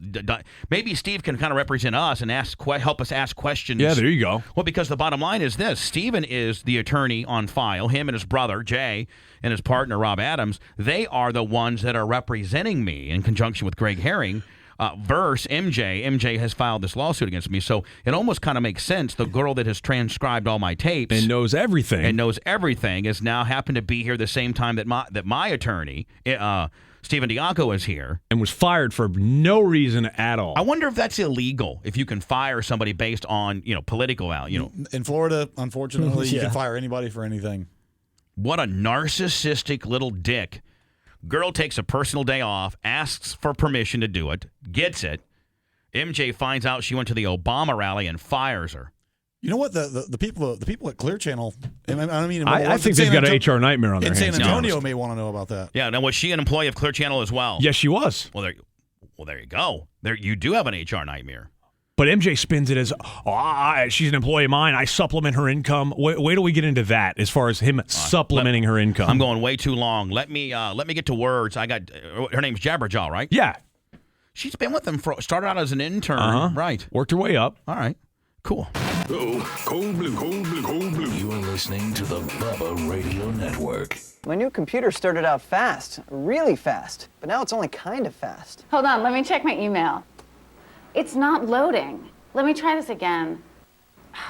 If your PC doesn't run like it's supposed to, if your internet connection is unreliable, even on a so-called fast connection, even if your brand new computer isn't as fast as it ought to be, you might not have any real problem at all. FinallyFast.com free performance test will immediately diagnose any hidden problems and show you how to get more speed on any computer. Plus, FinallyFast.com provides you the software you need to get your computer up to peak performance by getting rid of all the nasty junk files, spyware, adware, and registry errors that make even the best computers freeze and crash. Find out why Ascentive has been featured in Newsweek, Forbes, and the Wall Street Journal. You could save hundreds, even thousands of dollars by taking the Finally Fast performance test first. I'm booted up. What's that URL I should look at? FinallyFast.com. Hey, my computer's fast. Finally. FinallyFast.com.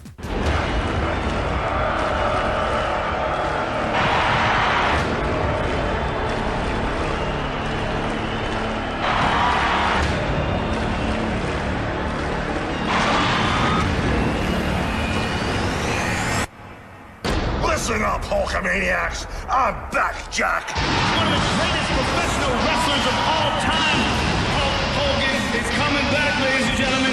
TNA Wrestling, live on Spike TV.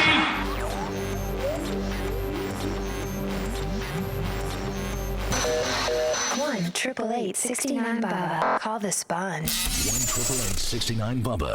Now back to the Bubba the Love Sponge Show. Previously on the Bubba the Love Sponge Show. One of the prerogatives of the American citizenship is the right to criticize public men and measures. Public figures as well as public officials will be subject to vehement, caustic, and sometimes unpleasant, sharp attacks. Basically, they're saying is if you can't handle the heat, stay out of the kitchen, don't run for office. They're saying basically if you're going to be a public figure, you can't be a pussy and you can't have it the best of both worlds. And that is you blast people. Look what MJ has done to Hogan's and Nick, and that's a whole different deal in itself. MJ and BJ and the OJ deal and the Britney billboards. And, he has made a living at blasting people. So he can't have the best of both worlds and be able to continue to do that while not being able to take shrapnel himself. Well, a friend of mine said anybody with $250 can file a lawsuit. That's true. MJ has that and more. I'll tell you that right now. A lawsuit doesn't necessarily mean anything. If you're asking my opinion, do you think, based upon what I know at this time, whether or not it's a viable lawsuit, the answer is on a scale of 1 to 10, about a -1. You are listening to the Bubba the Love Sponge Show. Bubba the Love Sponge Show, Rock 105, Jacksonville, 102.5 The Bone, Tampa.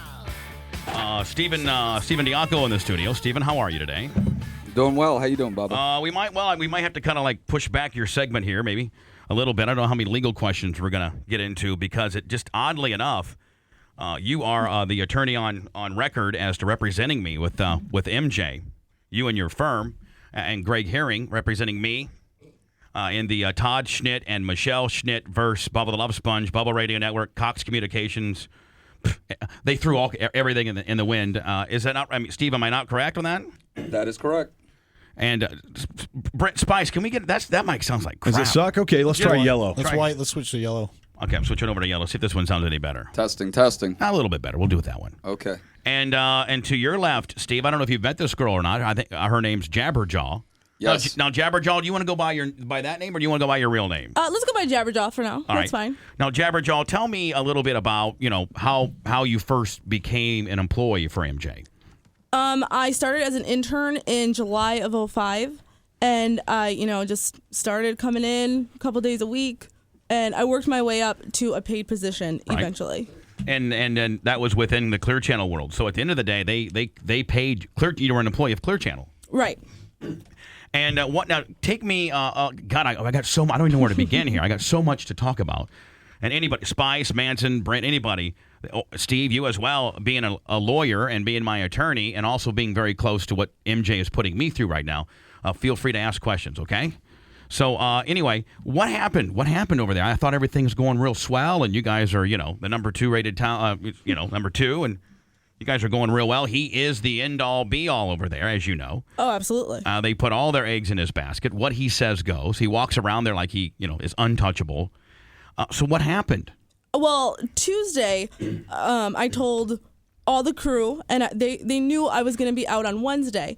And I told, my program director, and I told the executive producer. I followed the exact protocol I was told to take a day off as a part-timer. Mm-hmm. So Wednesday morning. In advance. Right, in advance, right. Yes. Boy, I wish my part-timers had that much responsibility, Brent. They just don't show up, bunch of dicks. Anyway, I'm sorry, Jabberjaw. Go ahead. Okay. It's all right.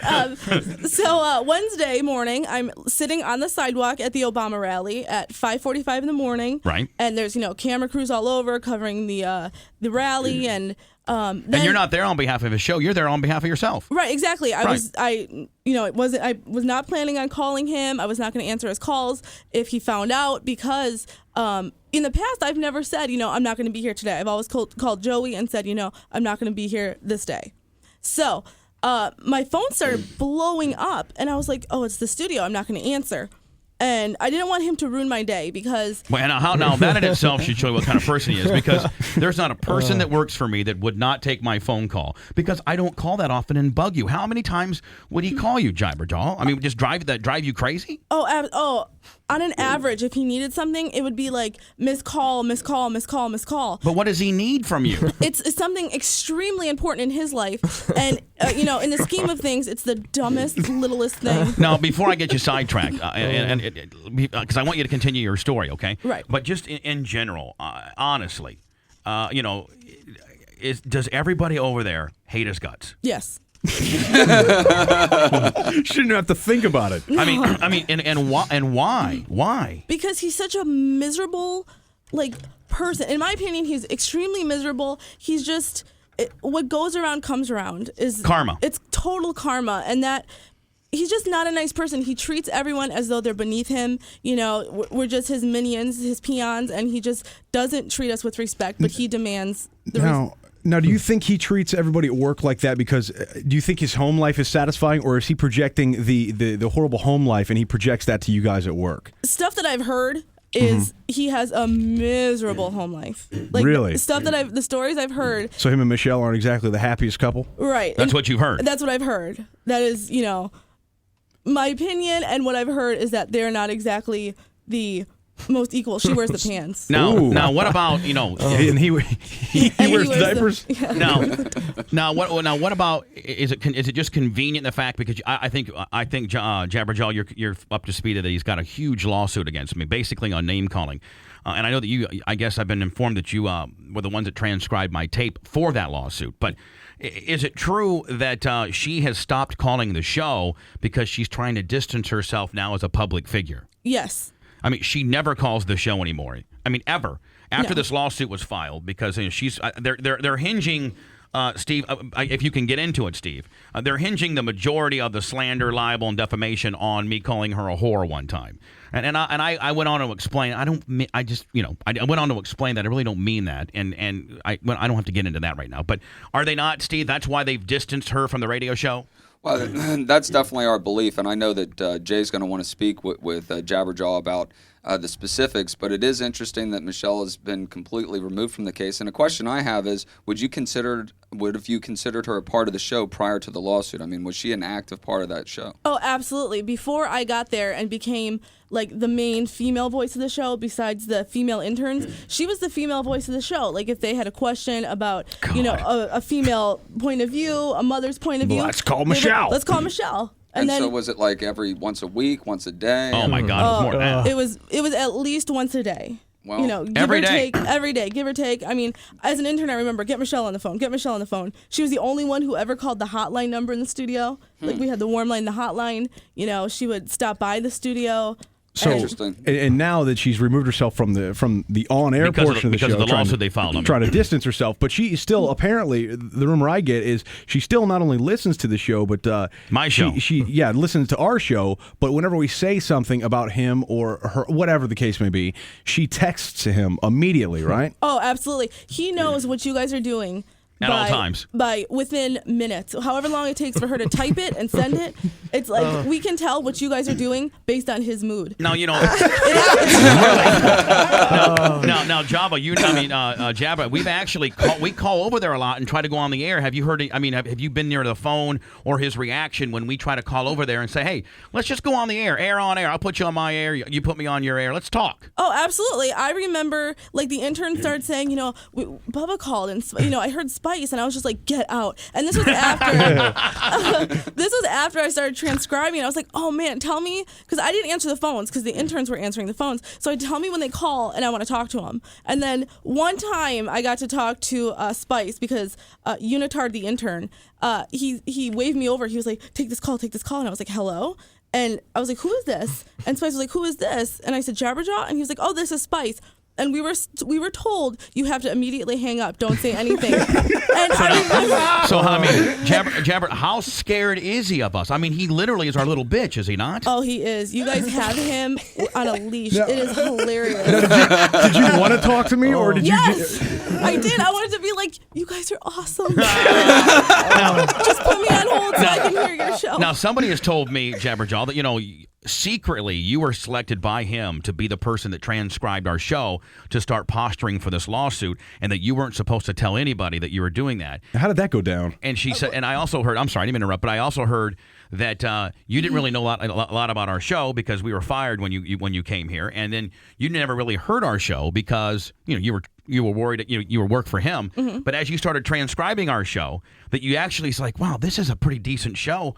I'm from Wisconsin. Bubba's a Packer fan, thinks a lot like us, and that you kind of actually became, I don't want to say a fan, but you actually had a lot more respect for our show through transcribing it. I became a Bubba Mark. Oh, yes. Using the term. Wow. And, wow. Well, how did this all go down? I mean, so MJ comes to you, he says, hey, I need you to start transcribing this Manson, thing. Can you do your Jabberjaw, I need you to do that. You need to transcribe the Bubba show. Every last word, every day, everything that comes out of Bubba's mouth, I want it on paper so I know exactly what he's doing at all times. Actually, that sounds like the exact audio of the phone conversation we had. He called me originally. He called me because we were going on a week's vacation in March, and he called me the Thursday before we went on vacation, and he said, can you do me a favor? And can you listen to Bubba live? And can you write down like everything he says about me?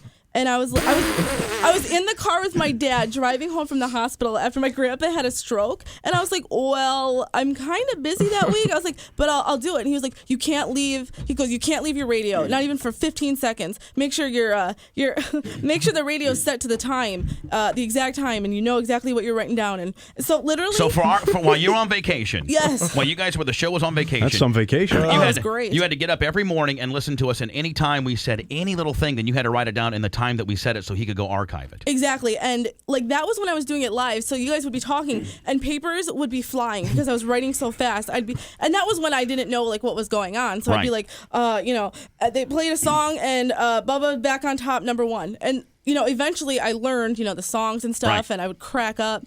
And now wasn't it kind of funny writing? Then Bubba said you were a midget with pubic hair. Oh my God. It started to become like you guys would say something, and I'd be like, I get to email this to him.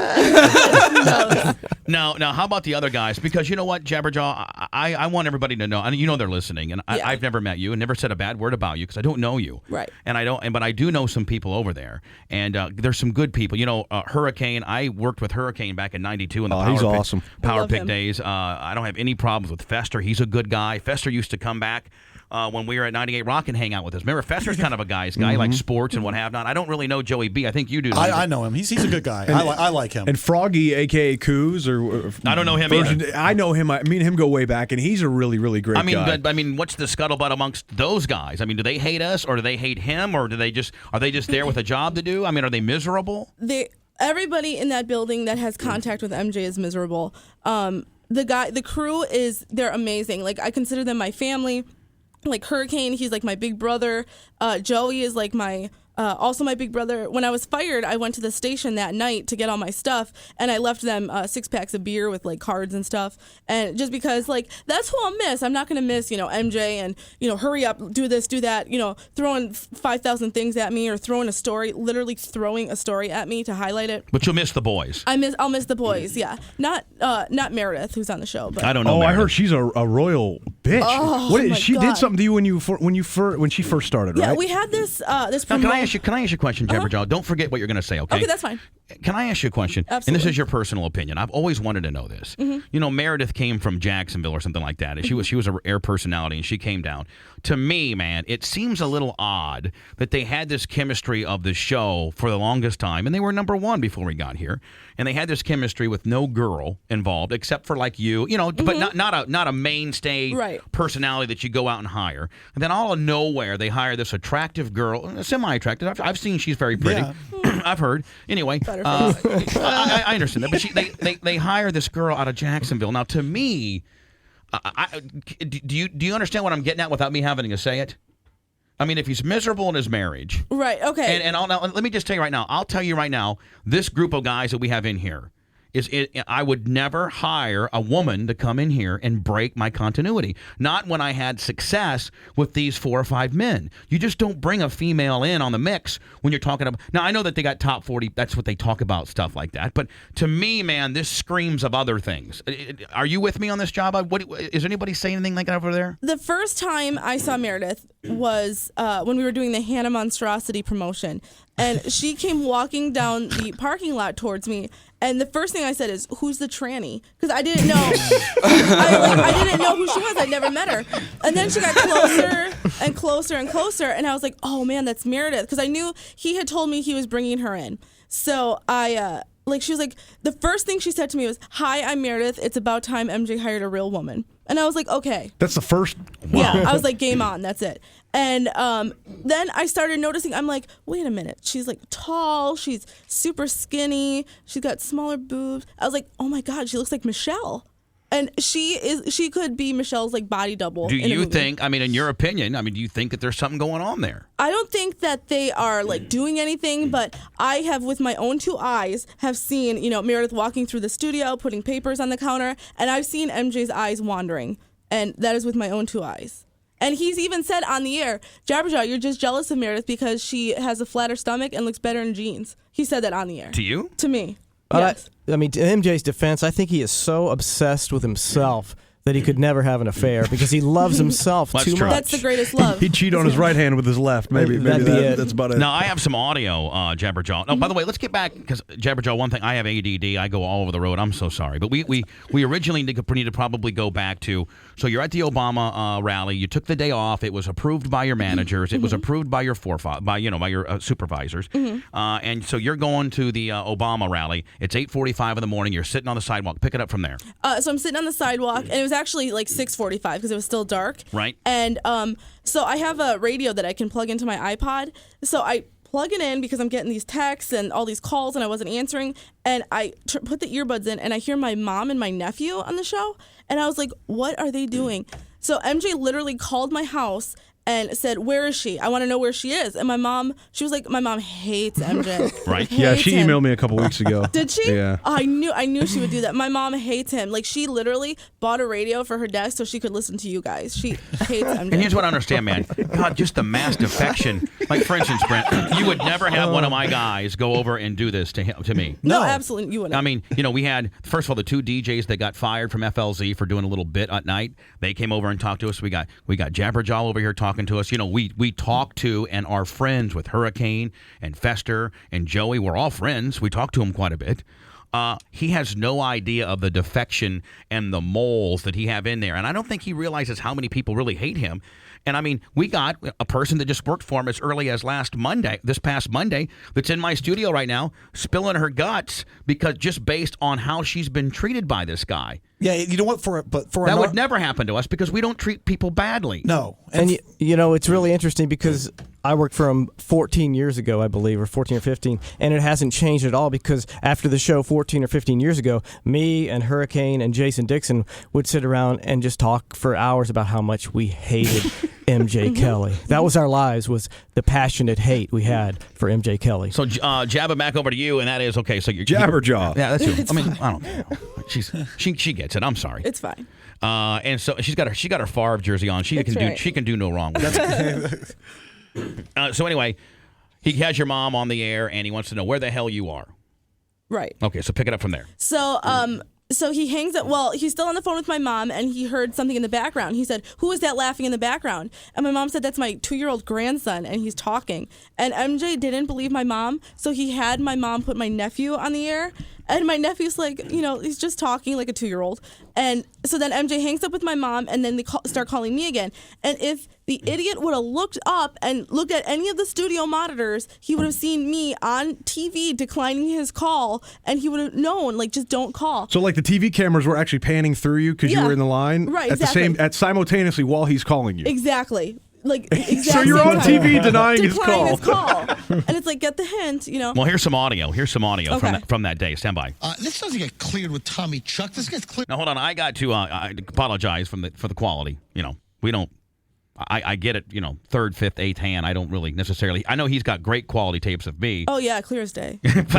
We could care less. I could care less. I had to go find this stuff. This doesn't get cleared with Tommy Chuck. This gets cleared with me. What, MJ? I'm not being a megalomaniac here. What? Hold on. I beg to differ. This is my program, and she calls in sick and doesn't talk to me. I'm firing her ass right now. Oh, Jesus. Now, let me ask you a question. Yes. How hypocritical can you be when he fires you for this, but yet he won't fire his attorney, Phil Campbell, who gets a DUI? On a side note, how much have we freaked him out by all the Phil Campbell things? I know you've heard him. Oh yeah, you know how I found out about the Phil Campbell DUI? He sent me on a bit. And I was parked in a parking lot waiting for him to call me back to tell me to come back to the station. And I was like, I'm so sick of hearing morons in the news and Hollywood dirt. So you flipped over to us. I listened to you guys. Oh, how about that, Brent? Jabberjaw is out on location for MJ, and she's listening to us. Because she's sick of morons in the news and his stupid TMZ talk. Oh, yeah, she's sick of Brittany Lindsay Lohan, TMZ. Brittany Lindsay Lohan, what TMZ. So you tune it over to us. I turn it over to you guys, and I'm listening, and I hear you guys start talking about DUI and Phil Campbell, and I was like, there's no way. There's no way this just happened. And I started texting, the crew. I don't want to say who, but I was texting the crew, and they were like, it's karma. That's exactly what it is. It's karma. And is he freaked out about it? Oh, he is so freaked out. He won't tell the crew at all, but he is so paranoid. And he has no idea who his mole is, does he? No, he doesn't. He has no idea. I don't even. I have theories of who the mole is. I don't want to say them. She sounds sick. I would like to say that I wanted to go to the McCain rally, but it was during the show a couple weeks ago, and I didn't go. Hang on a minute. She's do personal day. She can take a personal day. No, you come to me and you ask that. See, the reason why he has to act like he's the big bad boss is because he's really not. He doesn't own his own facility like us. He still works for Clear Channel. He's an employee of Clear Channel, and he likes to boss hog. He likes to be something that he's really not. He's really not. He does not pay FLZ. I mean, Clear Channel pays all his executive producers and stuff. He does not pay them out of his own pocket. He, at the end of the day, I really don't think has the authority to fire anybody. Does he? He claims he does. He says because it's his show, his name's on the T-shirt, and he brings that up, huh? Oh yeah, he does. Right. And the only thing he does pay to the crew is affiliate money, but I never got any of that. Somehow he, Well, how much can that be when you're in Melbourne? Well, you're right, Gorda, really. Yeah. Right, hold on, stand by. Hello, Jabberjaw. Hey, MJ. So you're trying to be nice, right? Right. And hey, I'm here. Yeah, I'm here. At this point, I know that I can't you're at the Obama rally, right? And let me say that Joey B had told MJ that I had a migraine, and he didn't tell him I was at the Obama rally because he knew he would have got in trouble. Right, exactly. Because he was trying to cover his ass. Right, and the next because day, he said it was okay for you to be gone. Exactly, and the next day we were going to be like, here's the pictures from the Obama rally. This is what I did. We've got an issue. What's the issue? See, even when he tries to be a hard-ass Jabberjaw, he's a pussy. Yeah, don't scare me. Why didn't he fight me? You know, I've challenged him to let's handle this like men and fight. Does he know that I want to fight him? Oh, yeah. He was asking the interns. It was last week. Was it Thursday or Friday? And he was just like, this $50,000 challenge or something. And so we all were like, oh, what is this? What is this? And apparently we found out that you wanted to fight him. I was just like, he would get murdered like immediately. He is so little. You're not here today. I know. Tommy and Joey knew. I asked Tommy the other day what I had to do because I was. Who is your boss? Well, I asked Tommy what the protocol was for. Now, at the end of the day, Tommy Chuck's the program. PD, is the PD. Last time I checked in radio, the PD is the runs the station. Right. Part-timer to take a day off. Hey, Kim, we've had this discussion before about you don't do anything without letting me know. Have we not had that discussion? Well, everybody knew. Like Joey knew. Kim, guess what? Yeah. You're fired. Okay. You're fired. That's great. Oh, that's I'll be seeing you. Okay. No problem, most guy. employees would be like, no, hold on, MJ, I know. Let me explain. Kim's like, I'll be seeing you around the bin. all right. No See you later, gang. I'll be on Bubba's show Thursday. Yeah, No yeah. bad. Oh, absolutely. Too bad, gang. No, I've Hold on, I got to play this reaction one more time. That was just, really just great. 1 second. Hold on, Kim. Good job. Hold on. Fired. Okay. You're fired. It doesn't get funnier than that, man. Well, it might get funnier than that. I've got Jabberjaw's sister on line 9 there, and All right. she wants to tell us something that's going on. I don't know what it is. Hey, but Jabberjaw. Well, what's your name, Jabberjaw sister? If you'd like to give it out. She hung up. let me get her back. MJ got her. Hold on. Okay. Have a nice day. Oh, then he cut you off. He didn't let you say goodbye. No, but I remember saying, I was just like, okay, bye. Like, that's exactly what I said. And then as soon as I hung up, I got a text message that said, why were you so flippant? And it's like, well, what am With I him? going to do? Yeah. Hold on, so he fires you. He said flippant via text.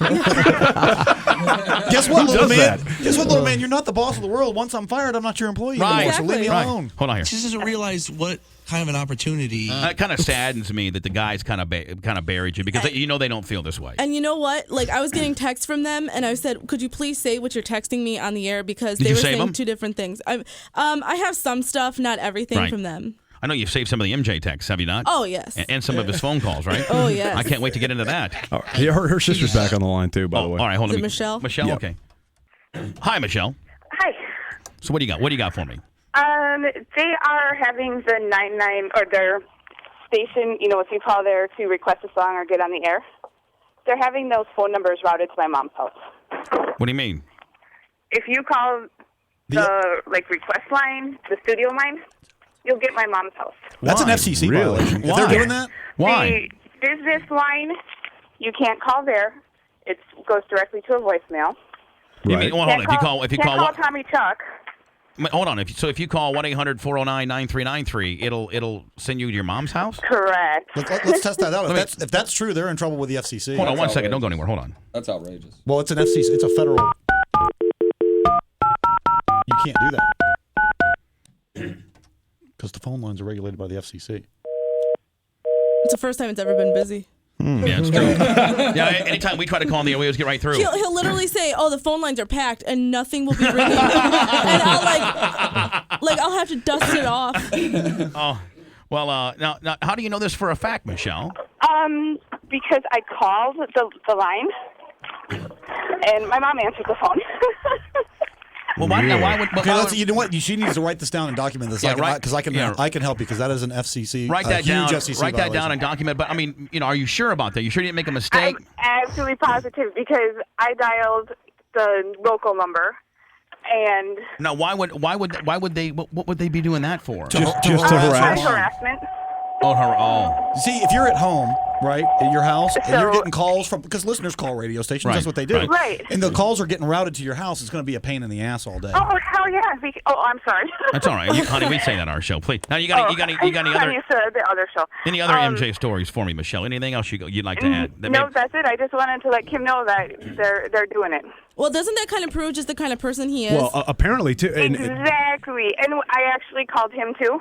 I talked to him and Fester and Joey, and they're just like, we don't know what you're talking about. We're not capable of doing something like that. Let me tell you something. The engineer apparently over there knows about it. They know what's going on, but they're playing a big game on air of we don't know who did it. Who did it? It happened, but we don't know how. Oh, we need to subpoena him. Really? You don't know how? Well, we're going to find out how. Steve, I would be calling you right now, but fortunately I have you in my studio. Yeah. I hope that you're taking notes right now on all this, Steve. Well, I am, and it just goes to show the kind of antics and tactics these guys have been participating in, and pretty soon the way they've treated her. I mean, I'm the biggest McCain fan on the planet. You all know that, but I love you. I have Obama people. It has nothing to do with our friendship. Matroni in my office is the biggest Obama mark on the planet. Oh, you better fire him. Never. That's just right. If you're MJ, you're going to fire that guy. Exactly. And so whether it's legal or not, it's disgusting that he would fire this young woman, 22-year-old woman, who's been busting her butt for him for over 4 such years. An outrageous thing. I'm embarrassed to be a Republican if that's what a Republican is. And in the waiting area here, she was telling me that he had said that if he wins, she was going to get fired anyway because he wouldn't be able to afford her. Well, he did the same thing with his personal. He did the same thing with his personal trainer. Yeah. He told me I was fixing a light in the studio, standing on the counter, and he saw that my shirt said Obama Biden 08, and he turned around. And he said, "Excuse me, if Obama wins, I'm gonna have to fire you." And I said, "Well, that's." He goes, "Because I'm not gonna be able to afford you anymore. You're gonna have to be off my payroll." The guy makes a couple $1 million a year, and he pays you what? You make $8 an hour? I make $8 an hour from Clear Channel, and then. He rounds it up to $10 an hour, so hold on, $2 an hour. Hold on, he pays you $8. Clear Channel pays you $8, and then so his production company pays you $2 an hour. Yes, I get. Are you kidding me? He gives me $400 a month in addition to what Clear Channel would give me, and the $400 is before taxes. Michelle, I got to tell you, I'm real concerned about this phone line thing. That is a serious violation. That's a major FCC violation, and Clear Channel's in San Antonio might want to know about that. Yeah, and that just shows the kind of antics he's willing to participate in. But let's talk about your hours. And you say MJ was paying you as well as Clear Channel. Right. How many hours would you work for them in a week? In a week, I would work no less than like 30 hours, and they would pay me. The way they paid me was Clear Channel said they'd pay me from 6 a.m. to 10 a.m. That's all they were willing to pay me for. So Clear Channel said they pay you for 4 hours, even if you worked 12. Exactly. Right. And Tommy Chuck, one time I kept filling out my timesheet with the hours I would work. And he came to me one time, he said, "No, you can't do this." Because I think it was like 29 hours that week. And he said, Steve, do you have any labor attorneys that you are very good friends with? Yeah, I do, and it's distressing because what she just described alone is not kosher, and we'll get counsel and find out exactly what her rights are. But you can't make people work more hours than you pay them. That's I mean, if you're going to pay somebody 4 hours, that's a federal law, if you're going to pay somebody 4 hours, then they are only required to work 4 hours, right? That's why Bubba puts me on salary so I can work 24 hours a day, 7 days a week. Exactly, 24/7. But the other thing with that is he gets around it. And here he is, and I'm such a devout Republican, but I always deal with what's best for our country, and sometimes I go Democrat, sometimes I don't. But one of the things that I find very offensive by this is here's a young woman trying to work her way through college. And the reason that she's a part-time employee, and I'm guessing this, but is it because he didn't want to give you health insurance and benefits? Is that part of it? That's part of it. I've been having this, "Can you please make me full-time" conversation with him for months. And you've been there for how long? 3 years? 3 years, yes.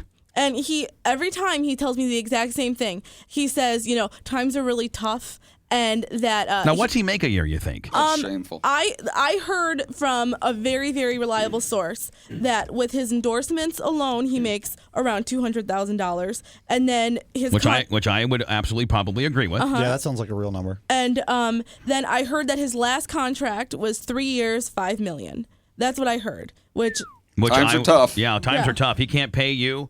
Huh. Yeah, Wow. Exactly. And I told him, I said, well, if Obama's elected, then I'll be getting the tax cuts and I'll put you on my payroll. And he didn't like that. Hold on, let me. Here's some more audio. I got some great audio I like to share. She doesn't realize what kind of an opportunity. I am freaked out here. Aren't you paying her out of your company too? Plus, hold on. He's been freaked out since January 8th, my friend. Here's where he talks about him supplementing her income. Here we go. Plus, well, that's another thing. Hey, you know what? That was an accident. Thank you, Froggy. I mean, I'm so angry here. I'm not even thinking straight. She not only gets paid from Clear Channel. She gets paid out of my little production company as well. I subsidize her salary. Does that change things now, folks? It's it does change things. Yeah, it makes you liable. $2.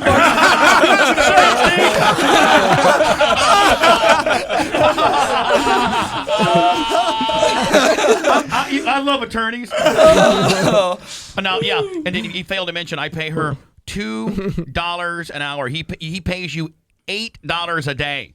Exactly. He pays her.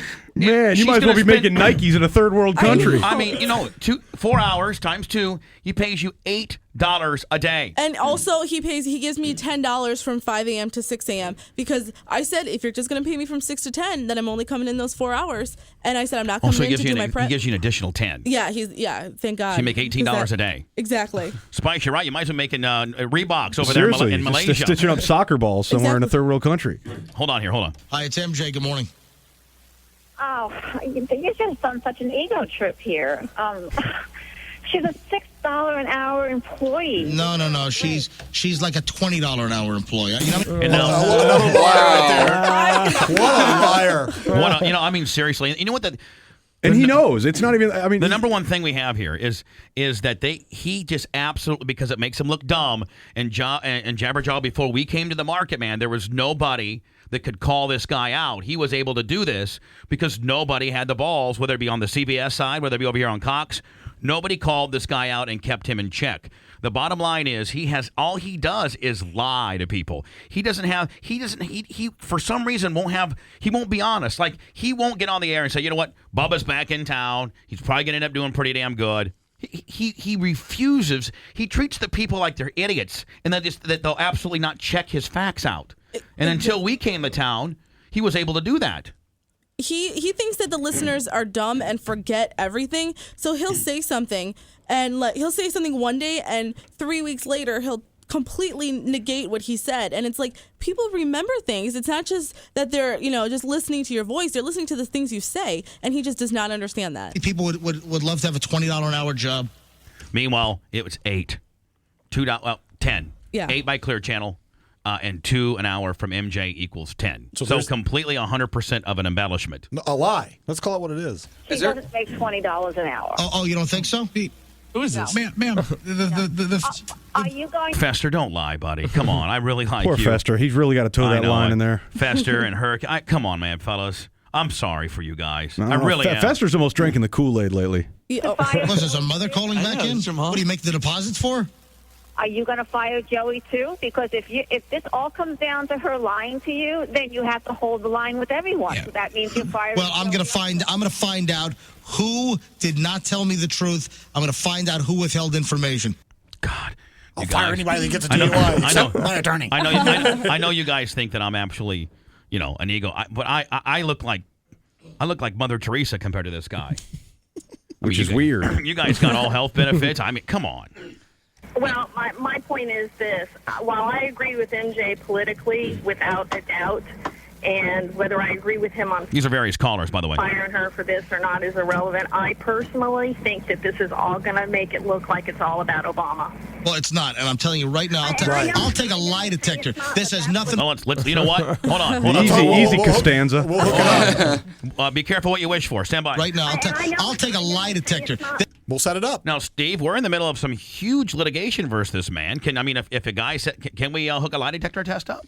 We can request it. He won't have to do it, but there's so many things that my mind's just racing with things that I want to know, and obviously, Jabberjaw telling us the fact that she was paid $10 an hour, the fact that she worked more hours than she was paid for, the fact that you're probably thinking a whole lot differently than we are. You're thinking of the legal ramifications. We're just thinking of he's an asswipe clown. We're clowning him in his own town, but you're actually thinking. My mind's racing. How about the fact that you're thinking about labor laws right now? Yeah, and also and back to your case, the fact that Jabberjaw has indicated that Michelle was part of the show. She was an intricate part of the show, utilized on the show all the time. By the way, Michelle, hello, good to hear you. I'm sure you're listening. Right. But the point is that is a public figure. The fact that they're now trying to cleanse the show, you can't undo what's been done. You can't put the genie back in the bottle. So this is a critical witness to the case, and it really exploits the half-truths that have been portrayed through their lawsuit and the motivation behind this lawsuit, which is clearly to try to bury you and inundate you with costs. Jabber, they just want me out of the market. He wants to try to bankrupt me on this lawsuit because he cannot beat us fair and square. So he goes around claiming to be a free market capitalist, yet he's acting like a communist. Yeah, and like I have 30 employees, Brent, 30 employees. Every one of them have health insurance. Me too. I pay for it. I got 22. I pay for it. So it is offensive that he would fire someone for going to I'll tell you an Obama rally. That's disgusting. I'll tell you another thing that's crazy. This is the second time Jabberjaw said it, and I had emails from his actual trainer that said he has told people that work for or with him, if Obama wins, I'm going to have to fire you because I cannot afford you. And by what Jabberjaw has said and what we have heard, the guy makes. He signed a 3-year, $5 million deal. How can you? I mean, are you kidding me? He even, like, I wore Obama shirts a couple weeks ago. Also, he threatened to cut it off me. And they even, I had a Barack Obama, like the Live Strong bracelets? Yeah. I had the white Obama Hope bracelet, and Froggy literally cut it off my wrist. And it's like, you can't do that. We got Ziggy the Birdman. Ziggy, you're in the middle of litigation with this guy as well. What do you got? Same thing. I can't believe that he's going after anybody for harassment when he's doing the same thing to us. Now, Jabberjaw, let me ask you a question about the bird. Are you up to speed on the bird stuff? I am up to speed, yes. Can you give us some insight there? Because we don't know what's going on. I guess he's now suing this guy for trying to get the bird. The bird actually just was in the studio on, I think it was Monday or Tuesday, and I walked in the studio and it's sitting there, and we were always told, if you're a female, don't go near the bird because it hates women and it will attack you.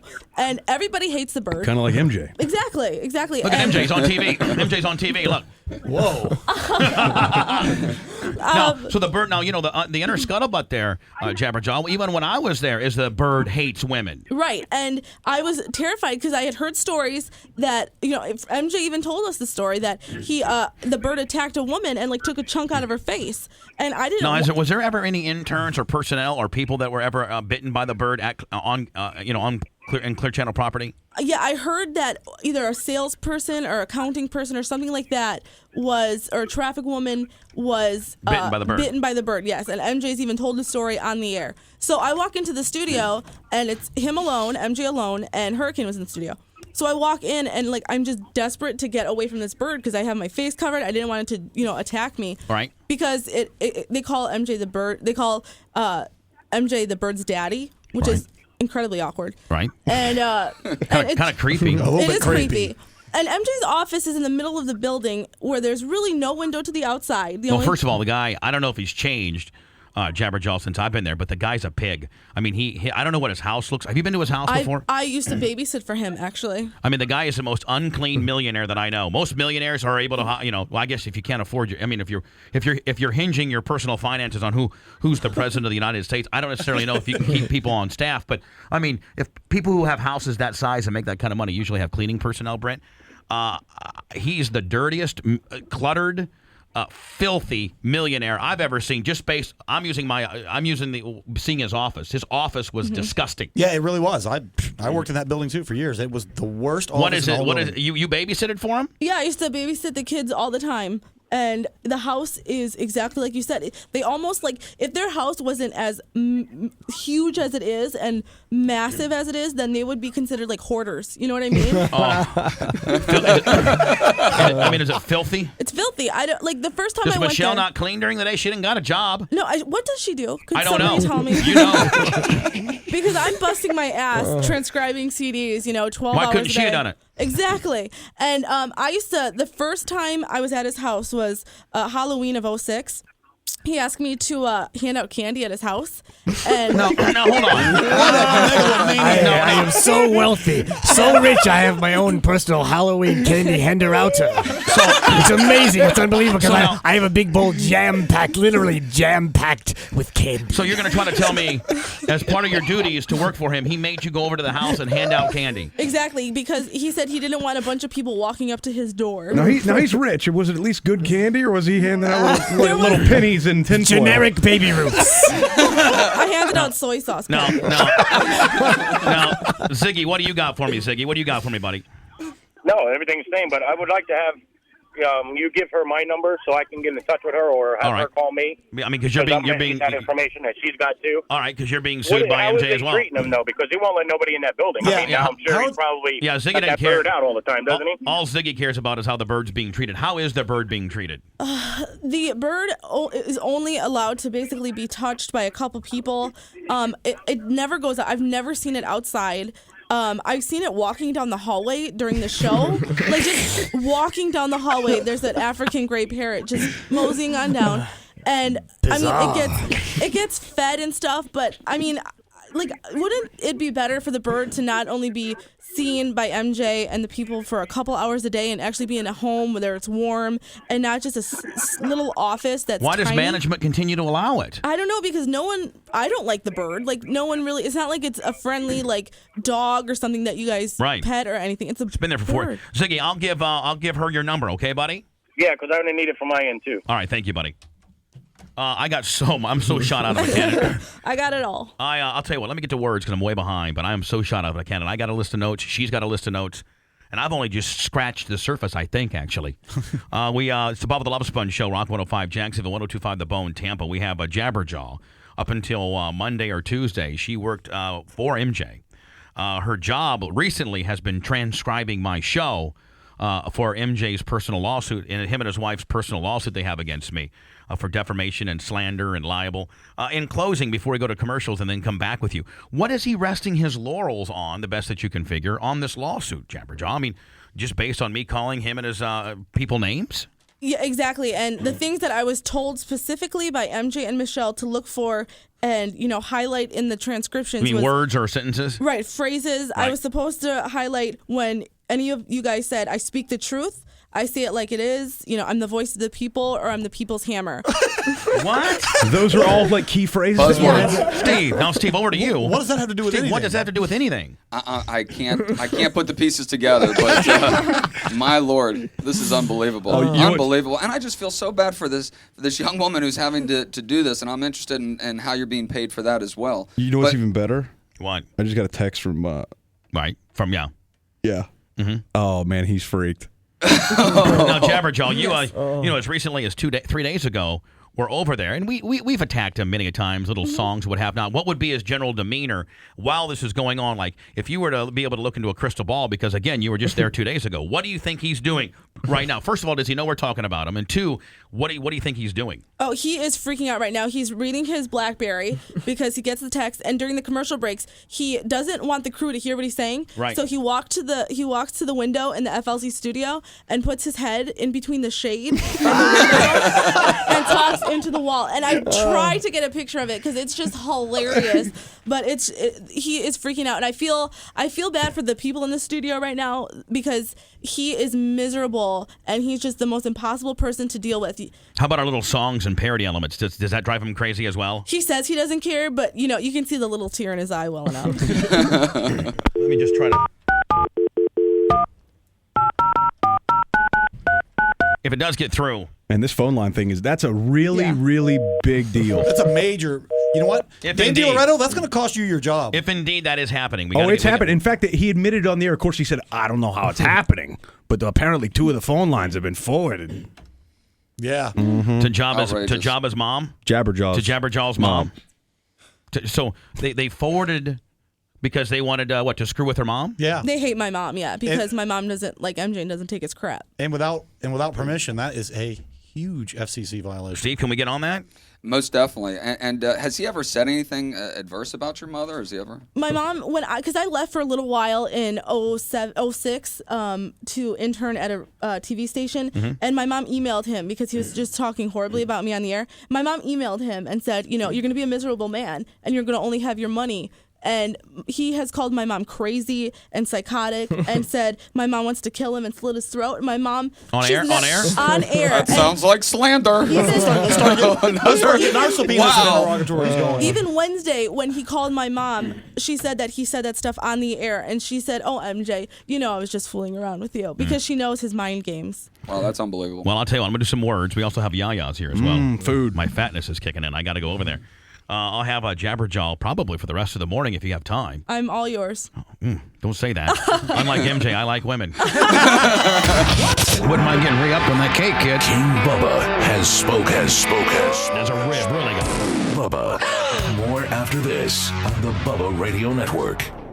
When the world is in your hands, how will you rule? The world's greatest strategy game comes to consoles and handheld. Sid Meier's Civilization Revolution. Rated everyone 10 and up. Or to speak to someone directly, say agent. Agent? I'm sorry, I didn't quite get that. Agent? I'm sorry.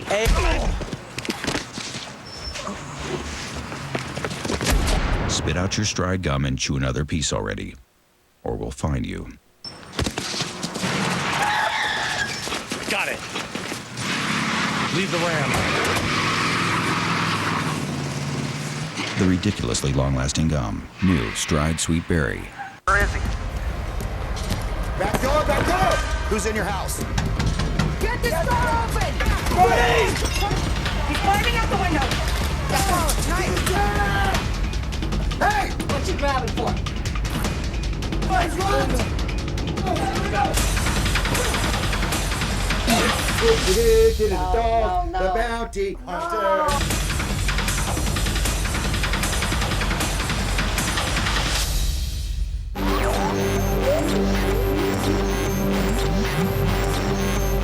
The Love Sponge. No script, no structure, no problem. You are listening to the Bubba the Love Sponge Show. Lined up a great interview today. He got a hold of Jabberjaw. Jabberjaw, formerly, just as of a couple days ago, formerly from the MJ Morning Show. And he has just done some really, really bad stuff to her. She worked for him for nearly 3 years. It was there's all kind of labor problem, all kinds of labor issues. My attorney Stephen Diaco is in here today. He just happened to have a thing scheduled with us on Friday. Once a month we bring in Stephen to answer your legal questions. We have kind of shifted gears and just kind of had him here to help to ask questions because he's the lawyer on record that is defending me against MJ, Todd Schnitt, and his wife Michelle Schnitt. So we've switched gears, and Steve's now officially on the clock working for us right now. Yeah, and meanwhile, Jabberjaw is the one that was hired, that MJ made her transcribe the shows that he's suing us for. Yeah, exactly. And so it's kind of funny because it's our personal opinion that she basically was fired for going to the Obama rally. She responsibly got a hold of her supervisors and said, I'd like to take a personal day off. And that was granted, and it was okay, no problem. She then went to the Obama rally. MJ found out, flipped out, and fired her, subsequently fired her live on the radio. Now, since then, there's been all kinds of things that have gone down. One, for some strange reason, and this has been admitted on their air, and we have tape of it, that for somebody is trying to be a smartass over there. And whomever, it doesn't, and I just got off the phone during the stop set with our FCC attorney. Jay O'Connell put me in touch with our guy, and he says it doesn't matter who they blame it on. It doesn't matter on if somebody broke into your building in the middle of the night did it. It's on your tab. But somebody over there at 4002 Gandy forwarded a few of the phone lines to go to Jabberjaw's mother's house. So this morning, they've been answering phone calls, her mother and sister at their personal home, of FLZ callers that are, saying not so nice stuff about Jabberjaw because obviously they listen to MJ. So that's a problem. And I guess MJ has got on the air and admitted that did happen, but he's blaming it on the overnight guys or the engineers. It doesn't matter. Yeah, I don't care who did it. Who did it does not matter. It doesn't at all. matter. If It's a your huge violation. Yeah, and it's rude, man. I mean, your mom doesn't have anything. She doesn't have a dog in this race, man. Come on. No, and she even said to him, she has that much power. She's not going to do anything to him. Now, Stephen, what did you say? What I was saying is that it seems to be harassing a family. This whole family's in distress. Here we are in the worst economic times of all of our lifetimes. A 22-year-old woman who's trying to work her way through school and do the right thing and pay her dues. Who works 8 to 10 hours and gets paid for 4. And she's doing that's a huge problem as well. It most definitely is. But here she is working her butt off. Her mom's suffered seizures. She's not well. She has enough stress in her life. And her father, her mother, her sister, the whole family now is absolutely hysterical by the harassment and the treatment that their loved one has endured at the hands of MJ. It's disgusting. Now, I'm sickened by it. Now, Jabberjaw, he supposedly has got this big smoking gun, something that he's going to tell everybody about me, and it's going to expose me for the fraud that I am. What's that all about? He really doesn't tell us anything, but he claims that I've heard him say that it's going to come back on you 100-fold and 10-fold, and I'm like, what could you possibly have? There's nothing. I've heard MJ, and then I've actually, it's been a blessing to be able to hear you and MJ at the same time, because then I had both sides of the story, and I could make a logical decision of who was right. Now, tell me about the time that you went and did. He made you. I'm sure he didn't give you any money. I'm sure part of your employment, your $2 an hour that you make through his production company, $2 an hour, ladies and gentlemen. Clear Channel paid her $8, and MJ's company paid her $2 for a total of only paid 4 hours a day from the hours of when he was on the air, 6 to 10. Sometimes you would stay as late as 1 in the afternoon. Oh, I've been there till 4. During when we were planning best of shows and stuff like that. So anyway, he made you come over in Halloween of 06 to the house, made you stand outside on a metal stool with a mask on and hand out candy. Did he even go trick-or-treating, or he just wanted to stay inside? He wanted to. He claimed he wanted to go trick-or-treating with his family. I don't know if they wanted him to come, but he said. I heard he dressed up like Quasimodo. He didn't dress up. He just wore his outfit. No, he didn't. He didn't wear any costume. But anyway, see, they made you sit out on a metal stool. Yeah. With a mask on, and I guess he said that the reason he wants you to have a mask on is because he doesn't want the kids to know where he lives. Right. Is he that full of himself? Yes, he is. He didn't want, first of all, anyone walking up to his door. So I had to stand outside of the gates, and they put a metal folding chair, a brown paper bag with candy, and I was instructed to give the good candy out last, and then. Are you serious? Yes. And then so then they also because they're nice people, they gave me a flashlight. In case, there you go. A big heavy one in case someone came and attacked me. Right. Now, tell me about. I'm hearing stories. Now, I don't know. Again, Jabberjaw, I'm not trying to say anything here, but and again, I'm talking to somebody that just worked there a few days ago, and you were kind of like his little assistant. I was. I mean, you did everything for him. Everything. A lot of personal duties as well. I used to run errands, everything. Dry cleaning, any of that stuff, all that stuff. A light bulb on one of his big screen TVs blew out one time. He sent me driving around St. Petersburg looking for this place to get this light bulb. I was having a nervous breakdown. I didn't know where it was going, and I finally got the light bulb, took it to his house, and of course he didn't pay for it. He got it for free? Oh, he got it for free. How much stuff does he get for free? Because I would, that's really a big deal. Like, for instance, let me give you an example. We had a guy from the Fighter Warehouse in here a few weeks ago, Brent, and we promoted. He had some fighters. Yep. And I'm so adamant because I have a huge target on my back with him and stuff. That Brennan went to the Fighter Warehouse that Saturday. A guy did what was his name? Was it Jamie Varner? Jamie Varner was here with Isham from the Fighter Warehouse. Isham. So Isham owns this place called Fighter Warehouse. We go there on Saturday, my wife and I, and he goes, "Oh my God, Bubba, thanks for showing up and thank you for the promotion that you gave us. What have not the interview. I want to give you some shirts." So I was like, "Nah." So he gave me these shirts, and he goes, "Here," and I go, "I got my American Express card out." He goes, "No, you're not paying for them." I go, "Oh, yes, I am paying for them." I said, "I am paying for them, and my wife is going to keep the receipt, and I'm going to file it because I don't want anything for free, nothing for free." So I mean, how much does he get for free, and do we need to really start looking into that because that is a problem? I would definitely look into it. I don't know what he gets for free because he hides. MJ is the only one that really gets the incentives. Like the crew, we really don't get anything, or we didn't. And I know that for a fact that I've had to, pull MP3s and burn CDs for his landscaper. And he bought a new Corvette, the ZR1, is that what it's called? Right. He bought a new Corvette, even though he just bought a new one earlier this year. Right. And he had me pull a piece from Jay Leno when he was talking about the ZR1. And we also had a guy on from Chevrolet talking about the new Malibu. And we all thought, we were like, what is it? Why are we having this guy on? And I'm just like, oh, the Malibu, it's a great car, blah, blah, blah. And then I started putting, and in my opinion, this is just my theory, I was putting two and two together. I'm like, he's buying a new super expensive Corvette. I'm pulling these MP3s and burning these CDs. And, I put 2 and 2 together. I'm like, well, maybe he's getting something in return for mentioning this. Steve, we need to get some interrogatories together ASAP. Well, hold on, Steve. We need to get some interrogatories. They're sending a bunch over ours. I want to pull air checks through and have Jabberjaw help us of all the plugs that he does. And then I want to make sure that they're on the books. And if they're not on the books, then we got problems. And I hate to interrupt, but Hulk Hogan wants to ask you a question, Jabberjaw. Awesome. Hollywood. Jizzaw. Hi. Isn't karma amazing? Hey, Hogan, isn't karma a bitch? I just want to welcome Jabberjaw to the truth in the real world. That is Yes. Is Hey, it, can I ask her a question, Bubba? any question you want, Hogan. Why did, first off, before you came to town, Jizzabber, back in the day, there was an MJ and DJ connection team, and they came to my house a couple times, and we talked about, they wanted me to kind of like buy the radio station, but it was a lopsided deal. There was no return on the investment. It just didn't make sense, and they still want to be partners and be in control. And, I know they were doing the best to, make a good deal for themselves, but it wasn't worth the millions and millions of dollars they wanted for me to buy the radio station. And I know that kind of went south, and, there was no heat. There was just a business deal that wasn't worth doing.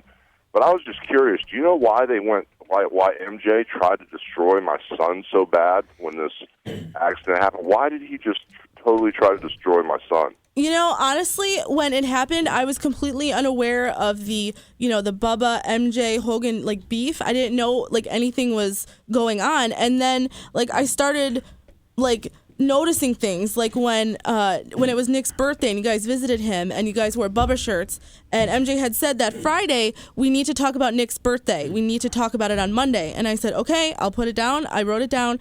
And then you guys showed up. You were on TMZ. I think you guys were on CNN Headline News.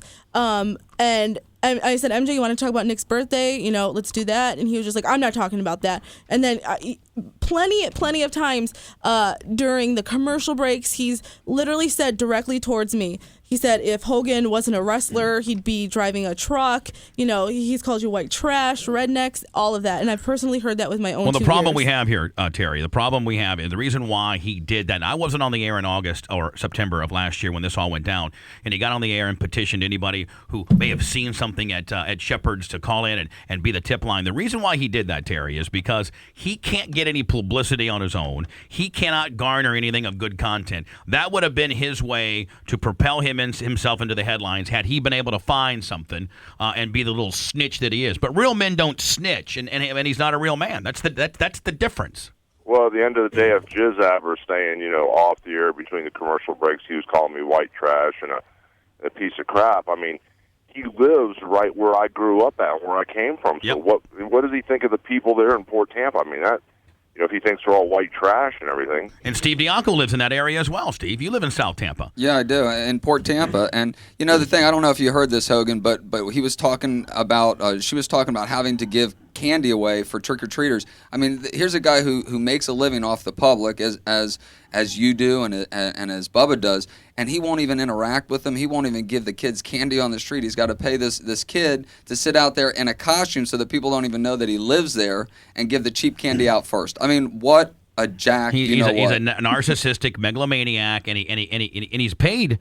He's a public figure, and he relies on the public to listen to him, but he talks down to everybody. Yes, it's disappointing how he like you just said there, he said that if Hogan wasn't a wrestler, he'd be a truck driver. Like that's a bad thing. Like that's a bad career choice or something like that. Look, man, the truck drivers are the hard-working people in this country, and I'm sure if Hulk Hogan wasn't a wrestler, he would be more than happy to be a truck driver and more than happy in life. Exactly. Let me tell you something. There's a lot of good people from South Tampa, bro. How about Steve from Steps Towing? How about our boy Big Steve? Exactly. You go up and don't say that to Steve from Steps Towing. Hey, you know what I was thinking? Halloween's perfect for MJ because he's like one of those little lollipop kids. He can go as a Manchi Cheeto. He's a Quasimodo from the Hunchback of Notre Dame without having to wear a costume. I just thought maybe Jizz had the insight on why he would just go on Nick so hard because she does have some. MJ's the one that turned that whole media frenzy against my son and my family. Well, you know what? Here's the deal, man. Karma's a bitch because here's where we stand, Terry. Nick gets out in a few weeks. MJ and thank you very much because everybody thinks. They don't understand, but Nick has done every bit of his time, and he's done everything that was required of him. He's not getting out early. He's getting out on his mandatory release if he worked hard and behaved. You know, the bottom line is, you know what? He's been treated the same as everybody else. I saw a report issue that said Nick Hogan is in the same group as like 785 other men that have been released from the Pinellas County Jail this year that have had caused no problems and got a certain amount of gain time. The same equation that have been used for 800 this year has been used for Nick Hogan. The same parameters. Nick's a janitor, and he enjoys going to his job. He looks forward to working, and all the deputies and all the guys and all the people in there, giving their phone numbers and stuff. They like Nick. He's been good, and he hasn't done anything wrong. How about karma? How about karma, my friend? How about MJ a year ago? I wasn't in town, the Bubba factor. A year ago, being the little snitch that he is, trying to garner up people against Nick. We retro 1 year later. He's now not number one in town. He's a little bitch. The public hates him, and Nick did his time and soon going to be out. How about that, bitch? That's crazy. When I turned the radio, I didn't know if MJ had quit or what went down. Well, he fired this girl for going. I know that. For going to the Barack Obama. What's wrong with that? It was her day off. Yeah, well, because because he thinks he should control who everybody votes for, and he thinks he's in charge of the world because he's a narcissist. Narcissists have no way to look at themselves in any kind of critical manner. It's a mental disorder. I've explained to many people when they say, well, just tell him this. I say, you can't speak logically to him. You have to speak a different way to him because he just doesn't get it. He just doesn't comprehend. Let me tell you something. Yes. If MJ gets divorced, I get the perfect hookup for him. Linda Hogan. Can I say Linda Hogan and MJ Kelly? Can I say that he was asking listeners for her phone number and all that kind of stuff, and I can give it to you. I got that for you all day long. Here's the bottom that's like Schwarzenegger and DeVito and twins. Now here's the bottom line, Jizz Abba. Here's the bottom line: is that he is completely opposite and counter programs me. I have Hogan on my show, right, Brent? Well, MJ can't have Hogan on the show. That's the A-lister to have in this spiel. That's all anybody cares about. He has to settle for Linda, and he still can't even get her. Wow. That's par for the course. That's par for the course. And here's a guy, Bubba, that calls Hogan and his family white trash. He's literally decimated this family, and what Hogan and his family has had to endure through this tragedy because he's a public figure, has been something I don't know that I could have endured. Enough tragedies hit his home, and to have to listen to all this. And yet here's the same guy who has vilified this family, really to get at you, Bubba. I mean, there's no question that that's part of his motivation with this. And yet now he's going to sue you for calling him names that don't even scratch the surface of the hatred that he spewed towards the Hogan family. It's disgusting. Karma's a bitch, period, old school style. Don't screw with Steve from Port Tampa, my friend. Keep it up. Keep it up, MJ. Keep talking down to the people of South Tampa, and more importantly, the crazy bastards who live in Port Tampa, and we'll see how that works out for you, my friend. Can I say one thing? On behalf of the crew of the morning show, Hulk, I want to apologize if we caused anything, but we basically sit in that room and have to just play the game. It's basically just a strategic game in there. So, strategic game on how to keep your job. Exactly. It really, truly is. There's alliances. There's deceit. It's literally like that. So, just the crew. Now, I'm not speaking for MJ, but just the crew. We apologize. Well, I remember back in the day, there were some guys on the crew, on-air personalities behind the scenes that were straight-up people, really good people over there. They're good people. They're like my family, a lot of them feel. Well, maybe you can be part of our family now. You want to think he has mole issues now? Wait till we hire you. Me and Jizz Abber are going to have a Bubba Gone Cage match. He's the new intern. You and Jabber can be our two new interns. All kidding aside, Hogan as an intern. All kidding aside, Hogan and Bubba, and I'm putting my feelers out there too. But here's a 22-year-old woman who is trying to put herself through school, and she needs a job. And even though MJ said he was paying her $20 an hour, it was $10 an hour with no benefits. And so if we can get the listeners out there, or put our feelers out there to try to help her land on her feet, she's without pay in this economy, in this day and age. Absolutely. We'll get what to an that animal. Too. I want to get into that next. Hogan, I'll give you a call later today. You got to let me know if I got to go do. Hey, we could put Jizz Abber in there to spearhead the brand new Hulk Hogan Break the Chains to Buy Me T-shirt. How'd you know about that? Because I heard you say something about how cool it was the other day. Yeah, we mentioned it. I just got the new. I got the artwork. I'm actually getting them manufactured next week. I'll show them to you. Well, we were supposed to hook up tonight with a gimmick lady. You never called me, but I mean, I will. I'm prepared to. You got to call me later today. Let me know what time. Okay, bro. All right, I'll talk to you. I'll talk to you in a little bit. Bye. Bye. Brent, let me do some more words. I got to get because I'm way behind. I'm enamored with this Jabberjaw stuff. I'm enamored. Yeah, we got a hard out today, so you got. I know. I got to really. I got to get into the. He goes across the street and uses the payphone to call interns. That's creepy. What's that all about? That's what I've heard from a very reliable source. You know, I've heard that he has in the past used the payphone to call interns, and they've told other people, and they've said like it's creepy. He talks to them, and they just didn't want to talk to him. And why is he calling me? You know, off show hours. Like it's not during from 6 a.m. to 10 a.m. It's in his own personal time. Steve, I hope you're taking notes, Steve. I hope this is. This is our star witness, our star witness, and I'm going to try to help her land back on her feet because this is just the worst time that something like this happens to a good person like this. And I'm interested in working with her. She's a good girl. I like her. Yeah, I mean, we've got Cox locally. We've got a few stations. You know, I mean, we got some stuff going on. Yeah, and, one or two. he's so intimidated that we got our own facility, and that we have a big time satellite show. He is so jealous of us, but he won't admit it. No, he won't admit it, but it's clear when you see him daily how he's deteriorated and how his life is just plummeting. It's like you can see that it's affecting him. Back in a minute, more Jabberjaw. Just got fired from NJ. The only morning show, whether it be in Jacksonville or here in Tampa, that would do something like this. I attribute the only other person in the history of radio that would do something like this would be Howard Stern. When he was screwing with DeBella and John DeBella's wife divorced him, the next day Howard had DeBella's wife in the studio and getting her set up on a dial-a-date. That's because you know what? That's how men think. We're real. Yep. You know, I mean, Spice, if you have a business and your competition fires an employee and that person wants to come over and tell you all the dirt, what do? You scoop them up and you let them talk. You take them to lunch. That's right. What do you know, kid? They called me the human Rolodex, so they kind of let me off a little. I mean, how many times did Brad Harden have lunch dates with people that got let go from CBS or Cox? All the time. Yep. I'm having a breakfast date with Jabberjaw. I'm the only guy in this market. This show is the only show in the market that does this sort of thing. And some programmers be like, "Man, you're talking about your competition, Bubba. You're number one. He's number two." No, I'm real. And that's what real men do. We talk crap for a living. That's what we do. We get in people's face. We're not pussies. We're not narcissistic little megalomaniacs that's so full of ourselves that we won't even hand out our own candy for Halloween. I live in a Garter Gate community, but I still sit there at the front door and say hi to every kid. Yeah, sometimes I trade up. Say, hey, you got a candy corn apple there? I'll trade you the Snicker bar, kid. Bad news, man. You're listening. Yeah, and they said your name to the Bubba Radio Network. Me? Well, I help save people money on car insurance and I support wildlife conservation. I'm actually working with the Association of Zoos and Aquariums right now. I'm going to be making the rounds of a whole bunch of aquariums. And you? I mean, I'll be honest, it is very hard to talk with you. I mean, where exactly is your face? Is that it? Nah, that's your belly button, isn't it?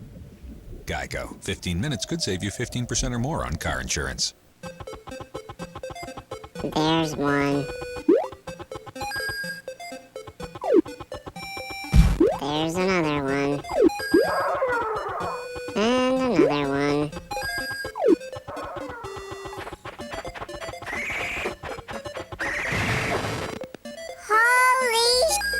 Get more than you ever imagined when you trade your games for something new at GameStop, where 150 titles are worth $15 or more. Power to the players. It happens to every guy. While you sleep, your skin dehydrates. Prepare to defeat dry skin with new Gillette Dry Skin Hydrator and Body Wash.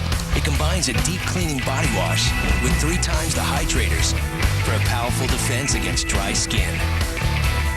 You'll step out of the shower feeling like you can take on the world. New Gillette 2-in-1 Dry Skin Hydrator and Body Wash. Unleash the power of your shower. When I used to feast like this, I would have a troop of minstrels to serenade me. Those were great times.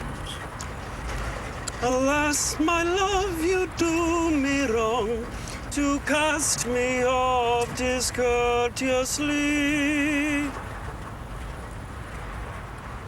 Green sleeves was all my joy. Green sleeves was my delight.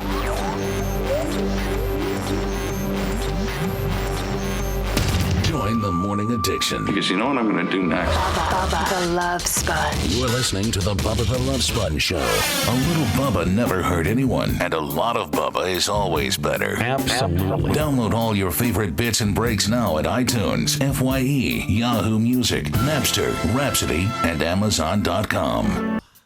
From a lovely woman named Kim, better known as Jabberjaw, and or email, and they start corresponding back and forth. Spice is like a little bitch during Christmas. He's like peeing his pants with excitement. Oh man, I love this kind of stuff. You know what I like? I like ball busting, and I like just men being men. This is what men do, man. Men talk crap. Men be like, you know what, Brent? Like if you and I are on the golf course, right? And we're playing golf, and you scrub a shot into the lake, and I go, oh, Brent, that wasn't such a bad shot. You'll get him next time. I'd be like, hey, Brent, you jack. Oh, look at that. You're an idiot. You suck. Watch how I do it, kid. And then I try to beat you. And then that's all. We're all about. Men are trying to one up each other at all times. And you know what? Unfortunately, I'm not going against a real man here, but it's fun. It's easy picking because this little narcissistic, little megalomaniac, insecure, fake, contrived, doesn't really live the life that he portrays, MJ Kelly, that for years has been stealing money. I guarantee you, Jabberjaw, that was one of the words you were looking for too, right? Stealing money. Stealing money, those fighting words. Fighting words. Fighting words. Fighting words. Don't bust me up. And I can specifically fighting words. I can specifically say I recently transcribed a show where you guys were talking about MJ saying he's never street raced before, and Spice pointed out MJ. It was a known thing in the building that MJ would dart out of the parking lot in his BMW and fly down Gandy. And we used to always talk about it on the show. He always, I wish he would hit a kid sometime. Whoa. No, I don't mean that. Well, I hope the kid's okay. Oh yeah, but I just would like the liability factor of him driving recklessly. Oh, we have somebody that needs protection. Yeah, they need protection. Sir, you're on protection. Go ahead. Protection, please. You're protected, sir. Are you sure? Yes, I am. This is very K5. I need protection. I got you protected, sir. Yeah, I want to know why you're giving so much airtime to this disgruntled no talent. I mean, she's basically a glorified flunky, a grunt, a peon, a pissant. I mean, I flipped over to the MJ show, and he's jam-packed with crap. I mean, he's talking about TMZ and Lindsay Lohan and Britney Spears, and you've got this turncoat on, this traitor. Todd from South Tampa, I'm sorry, but this... I'm sorry, I can't hear you very well. My head is between the shades and the window. Todd from South Tampa, this girl used to work for MJ, and she's got a lot of good, truthful insight as to what happens over there. I mean, I don't get it. I mean, she was making $20 an hour. I mean, Well, actually, it was 10. She was making 10 an hour. Well, I mean, but still, to work with MJ Kelly, an amazing Arbitron-rated highly rated, unbelievable DJ. That's pay enough. It's a job jam-packed with experience, amazing opportunity. I think you need to put the Bubba Army on her. Bubba Army, Iggy. Bubba Army, Iggy, MJ. Bubba Army, Iggy, MJ. Bubba Army, Iggy, MJ. Bubba Army, Iggy, MJ. She's trying to bamboozle your listeners. I mean, with lies and falsehoods and fairy tales. I mean, it's ridiculous. I am a stellar listener. I drive a Corvette ZR1. Right. Ah, you're a Corvette guy, huh? Amazing cars in the world. Who would you have in the white trash? Stephen Diaco and Hulk Hogan. Well, I guess Steven Diaco and Hulk Hogan would be considered white trash, my friend, I guess, if that's what you would call them. But, the bottom line is I'd like the people of Tampa Bay. We are Arbitron rated #1, by the way, sir. You find yourself listening to my show. And the bottom line is these people need to know what this fraud, this little asswipe is really all about from a person that, as recently as 2 days ago worked for them. Well, I mean, in my opinion, my personal opinion, which I value very highly, one of the most highly rated DJs in Tampa Bay, she's very flippant. She's a turncoat. Yeah. Benedict Arnold, a traitor. I mean,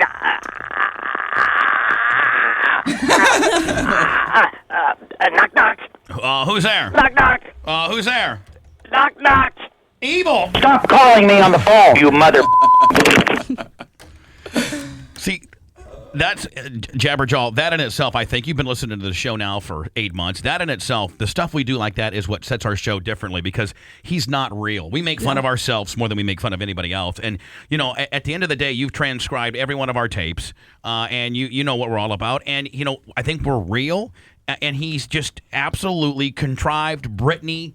I don't know. What's your opinion on the whole deal? I have lost count of the amount of things he's made me, you know, just say that, like, just earlier this week, or maybe it was last week, where he said, he pulled me into the hallway and he was like, you know, the lottery, the winning ticket was around your house. He was just like, let's pretend that your dad won the lottery and we're gonna do that bit. I'm like, what do you mean? He wanted me to lie and say that my dad won the lottery. Oh, he wanted you to go on the phone line. No, like on the show to be like, MJ, I have an announcement. My dad won $43 million. And he was like, make sure you know the numbers. And I was like, I feel so stupid like doing that That's stuff. so corny. It's so corny. And like Froggy and I were texting back and forth and he was like, what does he want you to do now? And I'm like, say my dad won the lottery. And he was like, I feel awkward and embarrassed already. And I was like, I know, I lost count of the fake bits that we've done. It really is. Some emails that have come in with regards to Jabberjaw. Whatever happened to the chopper that was being built for the MJ show? I think it was supposed to be given away, and also the Nissan 350 that was supposed to be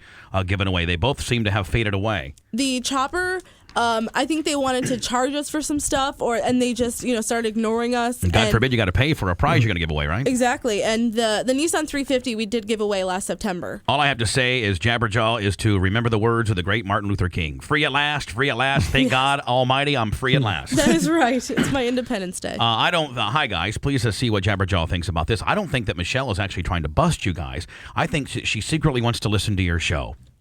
Well, after 14 years of listening to the MJ Morning Show, like with all the morons in the news, I wouldn't blame her. MJ is more awful than a communist and a terrorist.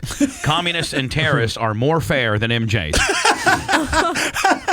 Well, ask Jabberjaw what MJ called her yesterday on air. Hold on 1 second. One last one, then I'll ask that. Oh, my God. I'm so happy for Kim is with you guys right now. Stop listening to the midget jackass as soon as he fired her. How can I contact her? She is awesome. Please give her my email. This is Anna. So what did MJ have you? What are we going to ask? What he called me the other day. What did he call you? He said he was talking about Iran, and he said, I don't know who's worse, Jabberjaw or Mahmoud Ahmadinejad. And they literally started calling me Mahmoud Ahmadinejad, which is hilarious. So he was calling you a terrorist leader of a rogue nation. And I am for going to see Obama. Now, meanwhile, hold on. Yeah. He's suing me for calling him names, but it's okay for him to call you names. Right, and I said that on the air. I said, you would have not allowed anyone to say that about you. And he said, it's just clearly I'm embellishing and it's hyperbole. And I was like, MJ. And he said, you just have demons you need to work out. And I said to him on the air, I said, they're not my demons. They're yours. Hi, it's MJ. Good morning. Hi, MJ.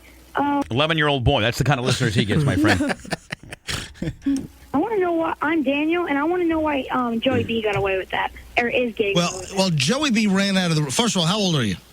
I'm 11. There you go. Boy, you pegged that one. I'm exactly. Secondly, man, that's the kind of people. I mean, you answer the phone sometimes, Jabberjaw. Mm-hmm. It's got to be mostly kids. It's a lot of kids and a lot of, I want Jonas Brothers tickets, and he calls for, you know what he did one time? He wanted to take calls, and the phone lines were blowing up, but it was all people saying, MJ sucks, Bubba rules. It was all Bubba calls. How much does that happen a lot? Does he freak out on it? Yeah, absolutely. And the interns started panicking because they were scared that they would put a call through and someone would be like, Bubba Burma Army, stuff like that, and he would just panic. Now, how much does he get screwed with in the public when he goes out? But Bubba Army just making snide comments. Well, stuff at his house I've seen, and it's just he is miserable, but it's just total karma. Like if he weren't a miserable person and a horrible, nasty person to someone, then it would not be happening to him. And after 14 years of treating people horribly and nasty and belittling, it's come back to roost on him. It's absolutely. Right, well, listen, thank you. First of all, thank you for listening. Thank you for listening. You're 11. Thank you. You can't buy anything but soda pop and bubble gum. Obviously, we can't sell you as an adult 25, 54 like Bubba. But hey, you're 11. No big deal. You'll grow up one of these days. And you sound like a very, very intelligent 11-year-old. See, unlike you, MJ, I'll be like, hey, tell me about your MILF mom, kid. I at this point, I have not been able to ask. By the way, man, it's a great MJ deal, man. It almost is scary. FLC is going to hire you away from me and have you play MJ. For half the price. Where he is, because Joey B slammed this crap down, ran out of the room. I have no idea where he is. You know, Jabberjaw, to me, his show is just a big hype job. It's like, dun, dun, dun. It really is. It's not reality-based radio. It's a big hype job. When he quit because he couldn't give Harry Potter books away last summer. Just that very premise Yes. sucks. And then the video that he made, which you guys are aware of, when he shoots the book. And then he literally left the studio for like 20, 30 minutes and then came back and fake cried. And I had to look down. I couldn't look him in. I couldn't look someone in the eye that was fake crying on the radio. Hold on, stand by. Here's what's coming up on the MJ broadcast. I got to get into whatever the hell transpired yesterday. I don't even know. My head is spinning from what transpired yesterday with the whole Joey B situation, Jabberjaw situation. Now let's. I have to go back to words. I'm so late, and I got Samoa Joe for TNA. I got to do an interview with him. But I want to continue with Jabberjaw. I don't know if I'm going to have time today, but this girl is solid gold. So I don't know what if we can we bring you back in next week, Jabber? Absolutely, anytime you guys need me. So hold on. And I just want to know the truth. I don't know. Jabberjaw sent me a snappy, not snappy, but snippy. She sent me a snippy little text message last night, and it's time to come clean. It is absolutely time to come clean. Now, Stephen, they got on several fronts a bunch of issues here. In closing, I mean, they obviously have a legal issue with regards to having forwarded the phone lines to Jabberjaw's mother. Yes. They obviously probably have some employment or labor law issues with having her work ungodly amount of hours and only paying her for 4, regardless of how many hours she works for. Clear Channel and MJ personally, correct? Right, and because MJ, was part of that deal, he's now on the hook, now liable because he contributed $2 an hour to her salary. Yeah, we're gonna investigate that. Talk with a labor law expert, correct? And at the end of the day, man, the names that he's called her and the various and the names that he has called her mother, not a public figure. Jabberjaw is under the same rules that he is. He's a public figure. Touche in the fact that we can go for what he's going against me. And you want to talk about damages? He didn't lose his job based on what I've said. This woman lost her job. You have real damages here. Yeah, and whether there's a lawsuit or not. Oh, no, Steve, this there is disgusting. Steve, don't you ever say whether there is. You always say. well, we're going to get. Let me tell you something. Come on, Steve. That's laws it seems to me laws have been violated. I'm going to talk to an expert, and we're going to pursue her rights to the full extent of the law. But put all that aside and just look at this person who has just fired someone in this economy who's been this loyal for this long. For going to the Barack Obama benefit while having had permission from 2 of her supervisors for having the day off. And harassing. At the end of the day, if you strip it on down to that, that's bad. That is bad. It's horrible. Because part of our American right is to support whatever candidate we want that's a legal candidate running for whatever office they want. Part of your right as an American, and a duty, I think, as an American, is to support your candidates, whoever they may be, and be involved. And she got fired for being a good American citizen. Yeah, that is insane. And the other thing is, I don't know if this has any legal ramifications to it, but we have emails from his personal trainer, and now we have testimony from Jabberjaw that he's made various times to various people who work for him. If Barack Obama wins, I can't afford to keep you. That's not. I don't know if that's a legal issue, but. It's just un-American. I'm embarrassed to be a Republican. Kind of a dick move. It's horrible. We got a bunch of stuff to get. Horrible. We got a bunch of stuff to get into now. I want to get into. I want to sit down. Jabberjaw's got a whole list of notes, Spice, that I want to go through. Oh yeah. When she comes back, Jabberjaw. We also have phone messages that he's left you, right, Jabberjaw? Yes, I have phone and text messages. After you leave the studio today, if you'd like to go to the production facility so we can download those for you, we can. I don't want them. I'll hand them to you right on disc if you like to. If you like to let us have them, for your file. You can have them for your file. That's fine. Absolutely. If you want, then I don't want to have them. You can bring them to us when you want us to play them. Okay. And how many messages did he leave you, Jabber? I have 2 voicemails from him, a couple from members of the crew, and I have text messages that date back, a couple weeks from. Can you give us a reenactment of one of his voicemail messages? It was Kim, because he stopped calling me Jabberjaw after he fired me. Right. Kim, this is your boss, and if He fired you, but yet he's still Yeah, he wants the luxury of still being your boss. Absolutely, and he was like, "If I highly recommend you answer your phone when your boss calls. That is all." He literally said, "That is all." That is all. Now, Kim or Yes. Jabberjaw, I want you to be prepared for. One, thank you for coming in. Seriously, thank you from the bottom of my heart. I hope you know that I'm not the villain that they've portrayed me to be. I have learned that from the transcribing that you are not the bad person, the monster, the heinous person that they've built you up to be. I just basically get on here and talk real, and unfortunately that has freaked him out because nobody's ever done that to him. But firstly, please be prepared on what's going to happen to you. Not your safety, but because they can't do anything. But they are going to try to scare you. They are going to try to scare you at first and then be nice to you and bring you back. I just want you to be strong because I think you understand by seeing us and seeing how well we've done here. And Spice even has David Israel from Cox. Oh, maybe kayfabe. K5. Dumped it. Easy. I dumped it. Stop. But we have people that have got a hold of us that are interested in talking to you. I'm interested in talking to you. Mm-hmm. But I think you understand that there is life outside of Clear Channel. It's not the end-all, be-all over there. In fact, to the contrary. Look how well we've done. And anybody that's, you can get in radio. We will get you in radio or something like that. But don't be enamored by the threatens and or promises they will make you to bring you back because they know you're onto something. You've been wronged. You're a good person. And they would only bring you back, Kim, or try to cover their ass. Not because you know what? Their true feelings spoke through on how they've treated you for 3 years, the things that you've had to do for this guy, and then subsequently just knee-jerk firing you for going to Barack Obama. That's bullcrap. So just be prepared. This weekend, they're going to drive you crazy. They'll use Joey. They'll use Fester. They'll use Hurricane. They'll use everything that's special to you. So just please be strong. And remember they harassed your mom. Absolutely. If somebody harasses my mom, we're fighting. And you know what? And she's going to be the star witness in our case. Jay will be working with her, and I'll be back in a couple of weeks to talk to your listeners and give Bubba laws. But this has been the most compelling, interesting segment I've ever participated in. Thank you for allowing me to. Thank you. Amazing work, Spice Boy. Amazing. Man. Yeah, Jabberjaw. You know what? And thank you for getting a hold of us. And more importantly, thank you for trusting us because they have spun us as the bad guy. You've had to transcribe every one of our tapes. You probably were a little bit hesitant, but I hope you understand that we're not being fake. This is how we truly are. We're good people over here, and I hope you understand that. I do, and I want to say thank you for having me on, and also, if they want to threaten me, if they want to, try and sweet talk me, let them, scare me, I can take it. As long as this man is not allowed to scare and treat people the way he does and the way he has for 14 years, then it's all worth it. If it takes you standing up to him, then it's worth it because how many times has he done this to everybody? I mean, he's done it to. I heard him fire some girl a couple weeks ago for shoplifting, but meanwhile, his attorney can get a huge DUI, and that's no problem. Yeah. And the best thing, he's such an egomaniac. He never thought anyone would have the guts to do this to him. He never thought in a million years anybody would do this. I mean, Jabberjaw, you really are sticking up for a lot of people that have been wronged by this guy. And years and years of people that have been wronged. And a lot of people that are a lot higher ranking than you. I mean, some Clear Channel executives that got fired because of program him. Director. Some program directors. I mean, B.J. Harris. B.J. Harris got fired because of MJ. And what MJ doesn't realize, and I'll leave you with this.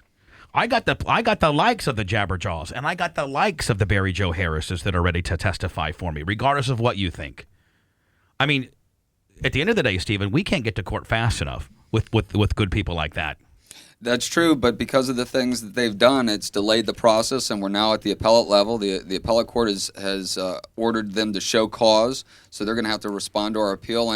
And our day of justice will come, and we will have an opportunity to be before a jury and present our case. And this is a strong woman. I'm proud to know her. She's really standing up. It's a David Goliath kind of thing, but she's going to be the star witness. And Jabber, I want you to understand, I want all the boys over there. We've never said a bad word about any of them. No. We got a lot of respect for those guys over there, so I don't want, if you could be the spokesperson to them saying, hey, even privately when we have you off the air, I said, hey, make sure you tell Fester I said hi. Make sure you said Hurricane I said hi. I don't know Joey that well. But I do. He's a good guy. Yeah, I mean, make sure you tell the boys that we have no ill will. At the end of the day, if we could get MJ fired, it would be doing them a favor. I'm sure they hate him. They'd have a better show without him. They do. They could bring in that guy. Who's the guy from D.C., Spice? Kane. They should bring in what Kane. they should do. Kane by far appeals to that audience better than MJ does. He treats people with respect. That's what they should be doing. Unfortunately, they're so enamored with this little narcissistic dick. I don't have any. I don't know. But anyway, you are doing the right thing, and if you need us in any capacity, I want to have you back next week based on your convenience. Okay? Absolutely, anything. Is Monday okay? Monday's fine. That works for me. Okay. And I'm sure she'll have a ton of data for over the weekend. Excellent. And let's get her in a production room, have her start downloading that stuff, and to Kim, let you know how honest I want to be. I don't want these voicemails. I mean, if you want to give them to me when you come in on Monday, I don't want to have any record of them. We'll hand them to you on CD. on a disc. Okay, that works. So That works. if you change your mind, I don't have them. To try to shove back up they're yours. And if you bring them in on Monday, then so be it. Okay. Jabberjaw, man. Thank you so much. Thank you, Jabberjaw. guys. Thank you so much. Time for another federally mandated cooling off period. Hey, get out of here! No, wait, listen. You're listening to the Bubba Radio Network. So, Sarah, what's going on here? Sarah? Sarah. She won't answer you. Or she can't. Why not? This is the way it's been since she started smoking pot. She's all lazy and boring and... we used to have so much fun together. And now? This is what we do.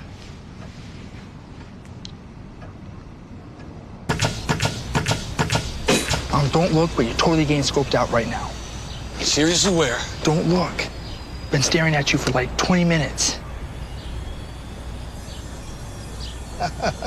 What, that? That's the money you could be saving with Geico.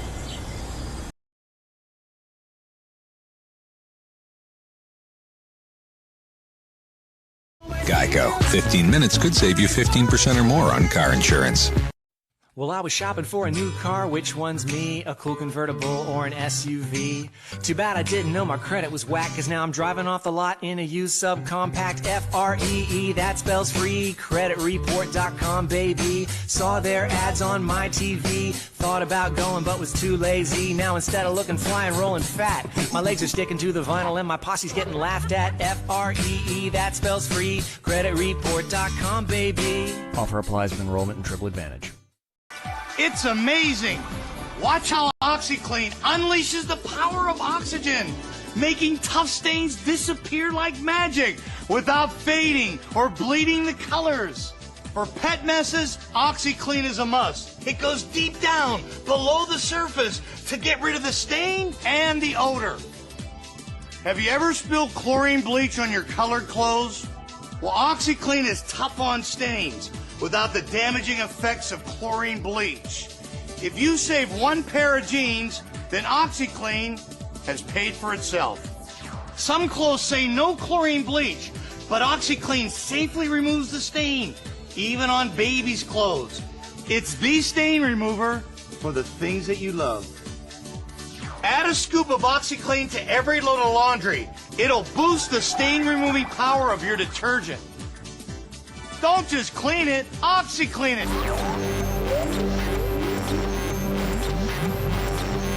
Before you pick up the phone and call, remember, have something relevant to say.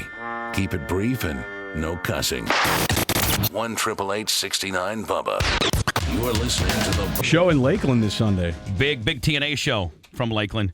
And Samoa Joe, man, look at that big thick neck. Look at him. You are a thick one. Anybody in the studio want to get a little frisky with this guy? No way. Because he'll whip your ass like you're stealing chickens. Well, I mean, you're a fan of the MMA stuff too. I mean, it's not just professional wrestling you're into. You're a big fan of big MMA. fan. I mean, I have a lot of friends of mine that are actively involved in MMA and UFC and stuff. And so Kendall Grove and your little Kendall sparring Grove partner. is the man. Kendall Grove, good guy, good brother of mine, dude, great guy. By the way, opening his new training center in Maui here pretty soon. So really, are you from Hawaii as well? I used to live out there when I was a kid, man. You know BJ Penn?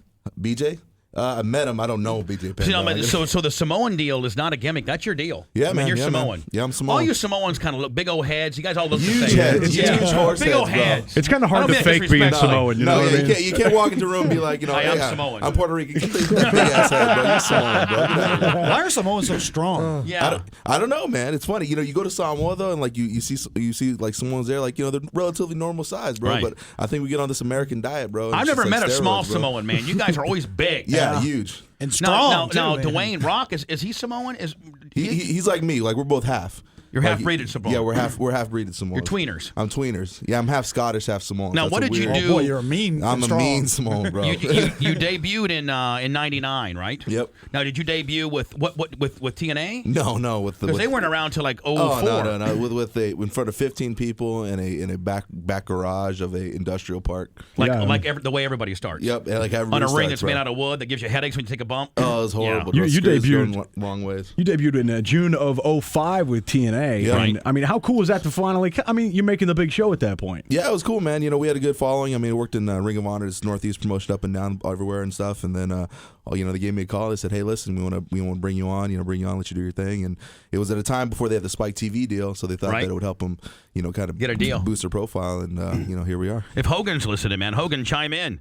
I guess you flew back one day with Samoa Joe. Did you and Terry get to talk about anything? Yeah, we talked for a little bit, man. He's just like I said, this was way back in the day, and I'm sitting there in my seat, and and all of a sudden, like, here comes Hulk Hogan, stops, and he's like, I'm next to the window. I'm like, okay, sir. Right on, dude. Sweet. Who's on the warm line? Well, somebody wants to say hi. All right, let me see who it is. Oh, brother, the next CCW World Heavyweight Champion prediction. Best worker in the business today. Gotta go. See you. Bye. There's Hogan. Oh, he didn't realize that a third of it wasn't on the air. He started venting.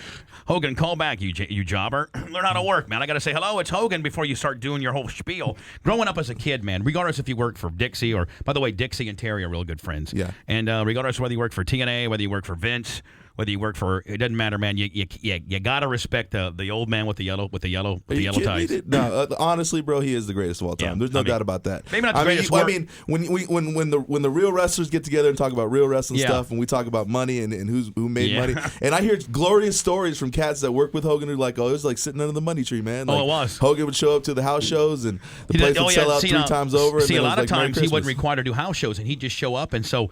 House shows were based on attendance. I'd high five him every time he walked through the door. What's up? And if the boys saw Hogan in the back drinking a case and a half of Miller Lite in a house show, they like, man, our paydays are double. Yeah. And they didn't care who. And I'll tell you this job. right now, bro. His lingo infiltrated all those cats. Because when I was coming up to the Indies, I'd see everything's brother this, brother that, my brother, and brother, when you're brother. when you're going up through the Indies, right, and you're getting taught by your trainer, right, and he says, hey, listen, when you're down and you're given the 1-2, what do you do? You hulk up. You hulk up. So everybody says, man, you got to hulk up. You hulk up. That's like it's a term. Oh, it is. It is ingrained into wrestling philosophy. It's like when you're down, man, you got to hulk it up. You got to hulk it up. I mean, it's a term. It's involuntary, bro. You don't even try to say it. It just comes out. And a good guy. I mean, and the bad thing about it is he's 55 years old, and he could go work for any federation right now and not have to take a bump just based on being the Babe Ruth of wrestling. You never worked the guy, did you? No, never. Love to, though. Light as hell. Really? Yeah, but unless he gets drunk. Yeah. The one thing you don't want to do is if Terry's in the back drinking Miller Lights and you have to work him, you're over. Because he'll spud the crap out of you.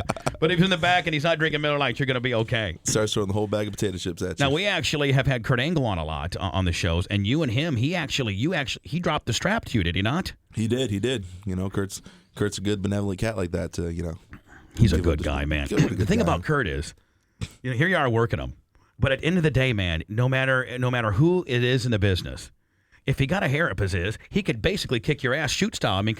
Kurt's crazy, dude. Kurt's certifiable. Let's be honest about things. No, when you guys are out in the ring and he's calling, is he calling it? Or are you calling it? We're out there. We're doing our thing, dude. We're out there dancing. We're really 50-50. We're real 50-50. We got that kind of respect going on.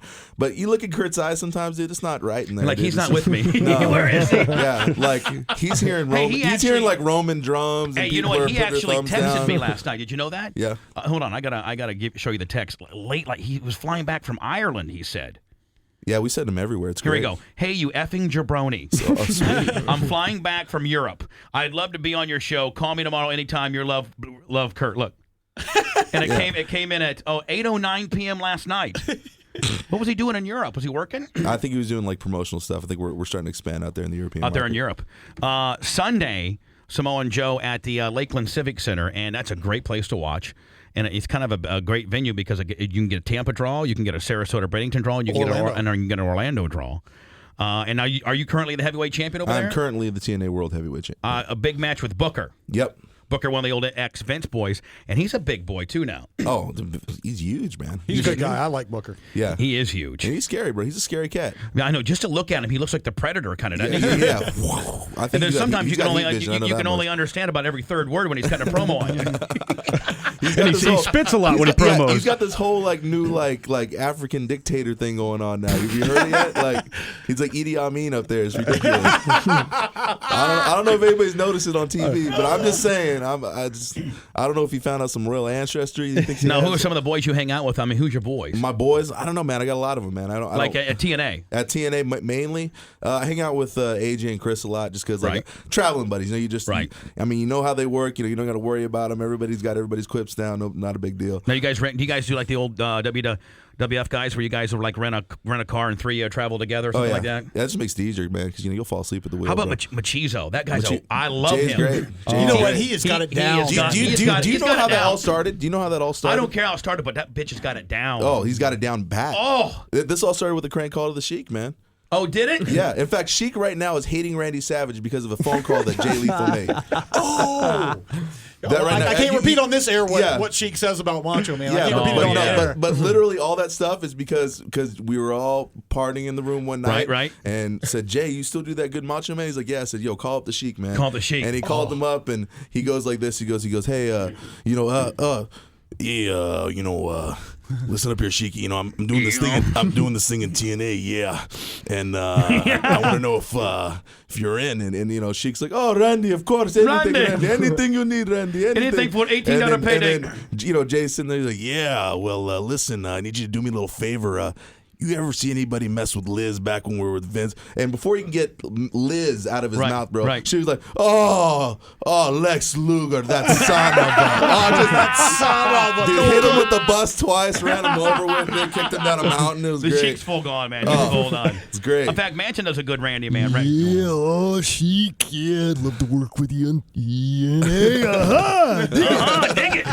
Let me do some words. I'm way behind. I want to do Samoa Joe clear to the top of the hour. Okay. Talk about what we got coming up this Sunday. So I'm so late today, but don't forget, just quickly, you can get your tickets at Ticketmaster. Still plenty available. In fact, you know what, Spice? I got some. Yeah, we've got like a few pairs left. Matter of fact, just basically call me right now. I'll give them to you. Okay. There you go. Sunday, September 28th, Lakeland Civic Center. It's Lakeland, Florida. We'll be host TNA Live. I'll be out there. 7:30. Oh, you're there? Yeah, I'm definitely going. Ticketmaster.com. For details. Also appearing the instant classic Christian. I love Christian. Christian Cage. That's our boy. Yeah, he's a good guy. Mm-hmm. And others. So let me do some words. I'll back with Samoa Joe next. Hold on. Waiting for the punchline? Well, keep waiting. The Love Sponge. You are listening to the Bubba Radio Network. If you really want to try with this round, this came in as fantastic. Fun can hit any time once you've been to Dave & Buster's. Now there's more to come back for. With the Eat and Play combo, choose from 11 great entrees, get a $10 game card, only $15.99. Or double your games for $8 more. Fun like this. 22. Number 22. Stays with you. Okay. Walk Hard on DVD and Blu-ray April 8th. You slept with my wife. You slept with me too. From the guy who brought you Knocked Up. I am not that kind of woman. And Superbad. On 2-disc unrated DVD and Blu-ray high def April 8th. At USA, we love our characters because they're overflowing with love. Reese Witherspoon loves getting married so much, she forgets to get divorced. Guess we all have our little secrets. Adam Sandler loves the elderly. She's an old lady. I mean, look at her. She's old. Ice Cube is so in love with himself, he plays the same character in all his movies. Is that right? And John Belushi loves to learn new ways to drink beer. They talked the bar! The Characters We Love Marathon. All day Sunday on USA. Characters welcome.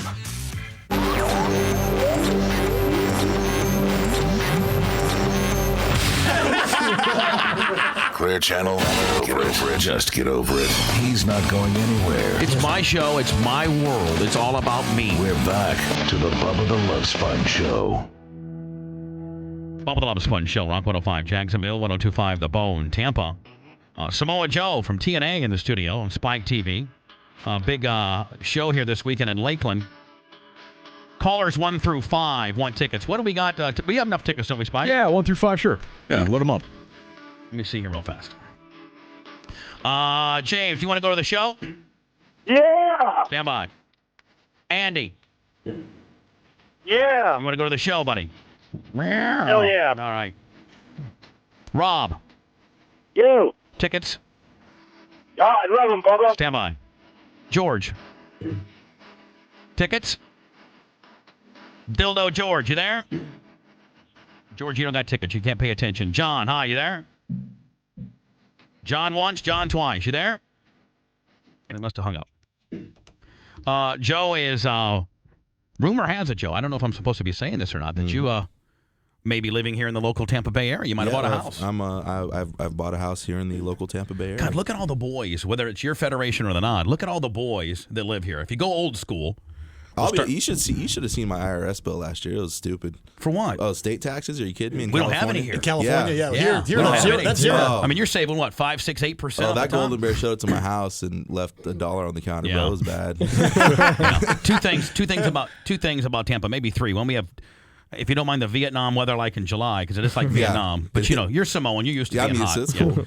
But one, the airport, man, is one of the most user-friendly airports. Back in the 80s. People are friendly there. It's awesome. I show up to LAX, everybody's like, oh, yeah, whatever, dude. Plus, I mean, literally, you can park in short-term or long-term parking. Get on your shuttle and be at your gate in 15 minutes. Like, dropped into your gate. Yes. It's awesome. And then the other thing is all the boys, obviously the state tax, but all the boys, God, if you look at Hogan lives here. Brutus used to live here. Knobs lives here. Steve Kern lives here. I think Johnny Ace lives here. And I hate to sound like a carpetbagger, but I came down and bought one of your cheap foreclosed houses out here. They know carpet. You know what? Those houses got to get snapped up. Somebody like Spice Boy. Yeah, I mean, I really robbed whoever. What'd you get? What'd you get? Like a pennies on the dollar? $300,000 house for? I'm sorry, a $600,000 house for like $150. It's almost as if you were at closing, bro. Yeah, pretty much. like Hogan says, everybody cuts their own deal. Yeah, man. everybody cuts their own deal. I'm sorry about that luck. Yeah. You probably end up bailing somebody out. Yeah, I'm trying to help the world, I guess. You are. That was my bailout. So you must be making pretty good money over there, huh? Dixie paying you pretty damn good. Well, you know, we've talked about it. We worked it out. It's getting better. Are you under contract right now for how much longer? Up through 2010. Oh, so you're doing all right. You're cool. Yeah, we've but come to terms. Samoan Joe Brandon's interested in working out at the Clem Gym. I said cool. I'd be honored to give you a key, my friend. I think Cena might start training there as well. Awesome. Well, I'll help Cena lives here. Rehab. Yeah. Cena lives here. Test lives here. Kristen Cage lives here. Mm-hmm. Edge lives here. Hogan, Knobs, Kern, Johnny Ace. I think Jericho's still around here. Yeah, Chris is. I just Jericho. talked to X-Pac occasionally when he's I don't know if you can call when him he's out of Mexico. when he's out of rehab. Briscoe Brothers. Yep. I mean, it goes on and on and on. Brent, this might be the mecca of where the boys live. It is, and their developmental territories down here too. And they are. Kern's got a great area. I mean, Steve Kern has a facility that's unbelievable. I think it's in conjunction with Vince, but it's. I mean, I guess I've heard that the facility's unbelievable. And Kern's a good instructor too. Yeah, so. Steve's a good guy, man. So who you wrestling? Booker T. Getting Booker. Yeah. This coming Sunday. Getting down. And what's Booker T still got that big flying kick? That's his move. Yeah, trying to take your head off. Axe kick, yeah, he does. Now, what's your finish and do? My finisher? I just choke people, man. Just choke people. I just choke them unconscious, just till they pass out. Keep it simple. Just keep it simple. You know. Anyway, Samoan Joe. No, I got to ask you about the video. It was game. better than kicking the balls. That wasn't working out for me. I watched TV a couple days ago, and they're really pushing you hard on the new video game. Yep. Is that on PS2? On all everything? Of them? Everything. PS3, PS2, PSP. PS3, Xbox 360, Wii, all that good stuff. I mean, do you ever find yourself marking out to yourself and playing absolutely. yourself? Jesus, are you kidding me? I'm a video game character. I mean, growing up a guy, just a regular big guy out of California, you probably never thought that you'd have your own video game and things like that. No. When you're sitting as a kid, you dream it up and stuff. But then when it actually happens, you're like, that's me. Now, did you play any college football or high school football or wrestle or anything? High school football, wrestled for 2 years. Did a lot of judo when I was a kid. Right. And now I'm a pro wrestler, man. Now I heard you had a brand new baby on the way. Yep. Got one on the way in December, man. Congratulations. Do you know if baby boy. Oh, there you go. Baby boy. Excellent. I'm glad that for kid you. is going to come out huge. I feel sorry. Is your wife worried? Or yeah. what? Well, my wife's a volleyball player. So she played at sorry. the University of Delaware. She's a blue hen. I mean, the head on that kid. Yeah, it's going to be bad. Poor thing. Cesarean. It's got to be cesarean. Yeah, you may be. I'm already getting buying scalpels and dropping her hands. Like, you may be in divorce court just based on how much that kid hurts her. You want me to dilate to how many centimeters? Have you seen my husband's head? Are you kidding me? So your wife was a volleyball player, huh? So you did well, huh? Yeah, I did well. Did good for myself. A lot better than I should have. How long you guys been married? This is new. This is brand new. Brand new. Yeah, brand new. This is a year and a half now. Okay, but I mean, at least you guys were married before you got her knocked up, right? Yeah. Most wrestlers don't do it that way. It was a close call, though. Let me tell you. Most workers don't do it that way. Yeah. Well, usually it's like, all right. Well, I got to pay for it anyways. No, it's doing December. So, are you guys still having pregnant sex? You know what, guys? I'm going to be honest with you. Yeah, we still are. All right. Nice. That's how you roll. You know what? That's how you roll, Joe. You got to do it, man. You got to get weird sometimes. Way to get after it. It's your wife, so it's not gross. Yeah, It's no different. I'd be so afraid of hurting a baby, though. Yeah, Well, Samoan. you can't get I'm like a crazy. surgeon in there, bro. It's ridiculous. I'm like, oh, is Yeah. it cool now? It's not kicking or anything, right? All right. Your poor little kid. He's like, God damn it! What's on top of going me? on? I got 310 pounds on me. The missionary position is out. Come on, let's get real. Hey, the baby's in there saying, "From behind, please. From behind. It's killing me. I got some pressure on me." Anyway, Joe, man, since you live local, my friend, man, come by anytime you want. Absolutely, man. Appreciate Someday we should just do a big wrestling powwow and Big have wrestling round table? A summit. I like a summit. A summit would be awesome. Yeah, we could get Cena in here, and you'd be like almost like we're like the United Nations. We're trying to bring them both together. We'll be a big wrestling summit. Yeah, we'll get Hogan and Cena. We'll lock all and the lawyers Christian, in the parking We'll get lot. Jericho in and here. Jericho. Don't and forget Briscoe. about me. Vince, you don't live here. I still want to come in No, and Vince. dictate what everybody says. No, Don't Vince. forget about me. But Randy, you'll be invited, but you won't show because Miss Elizabeth ain't here anymore. Oh, it's a drag.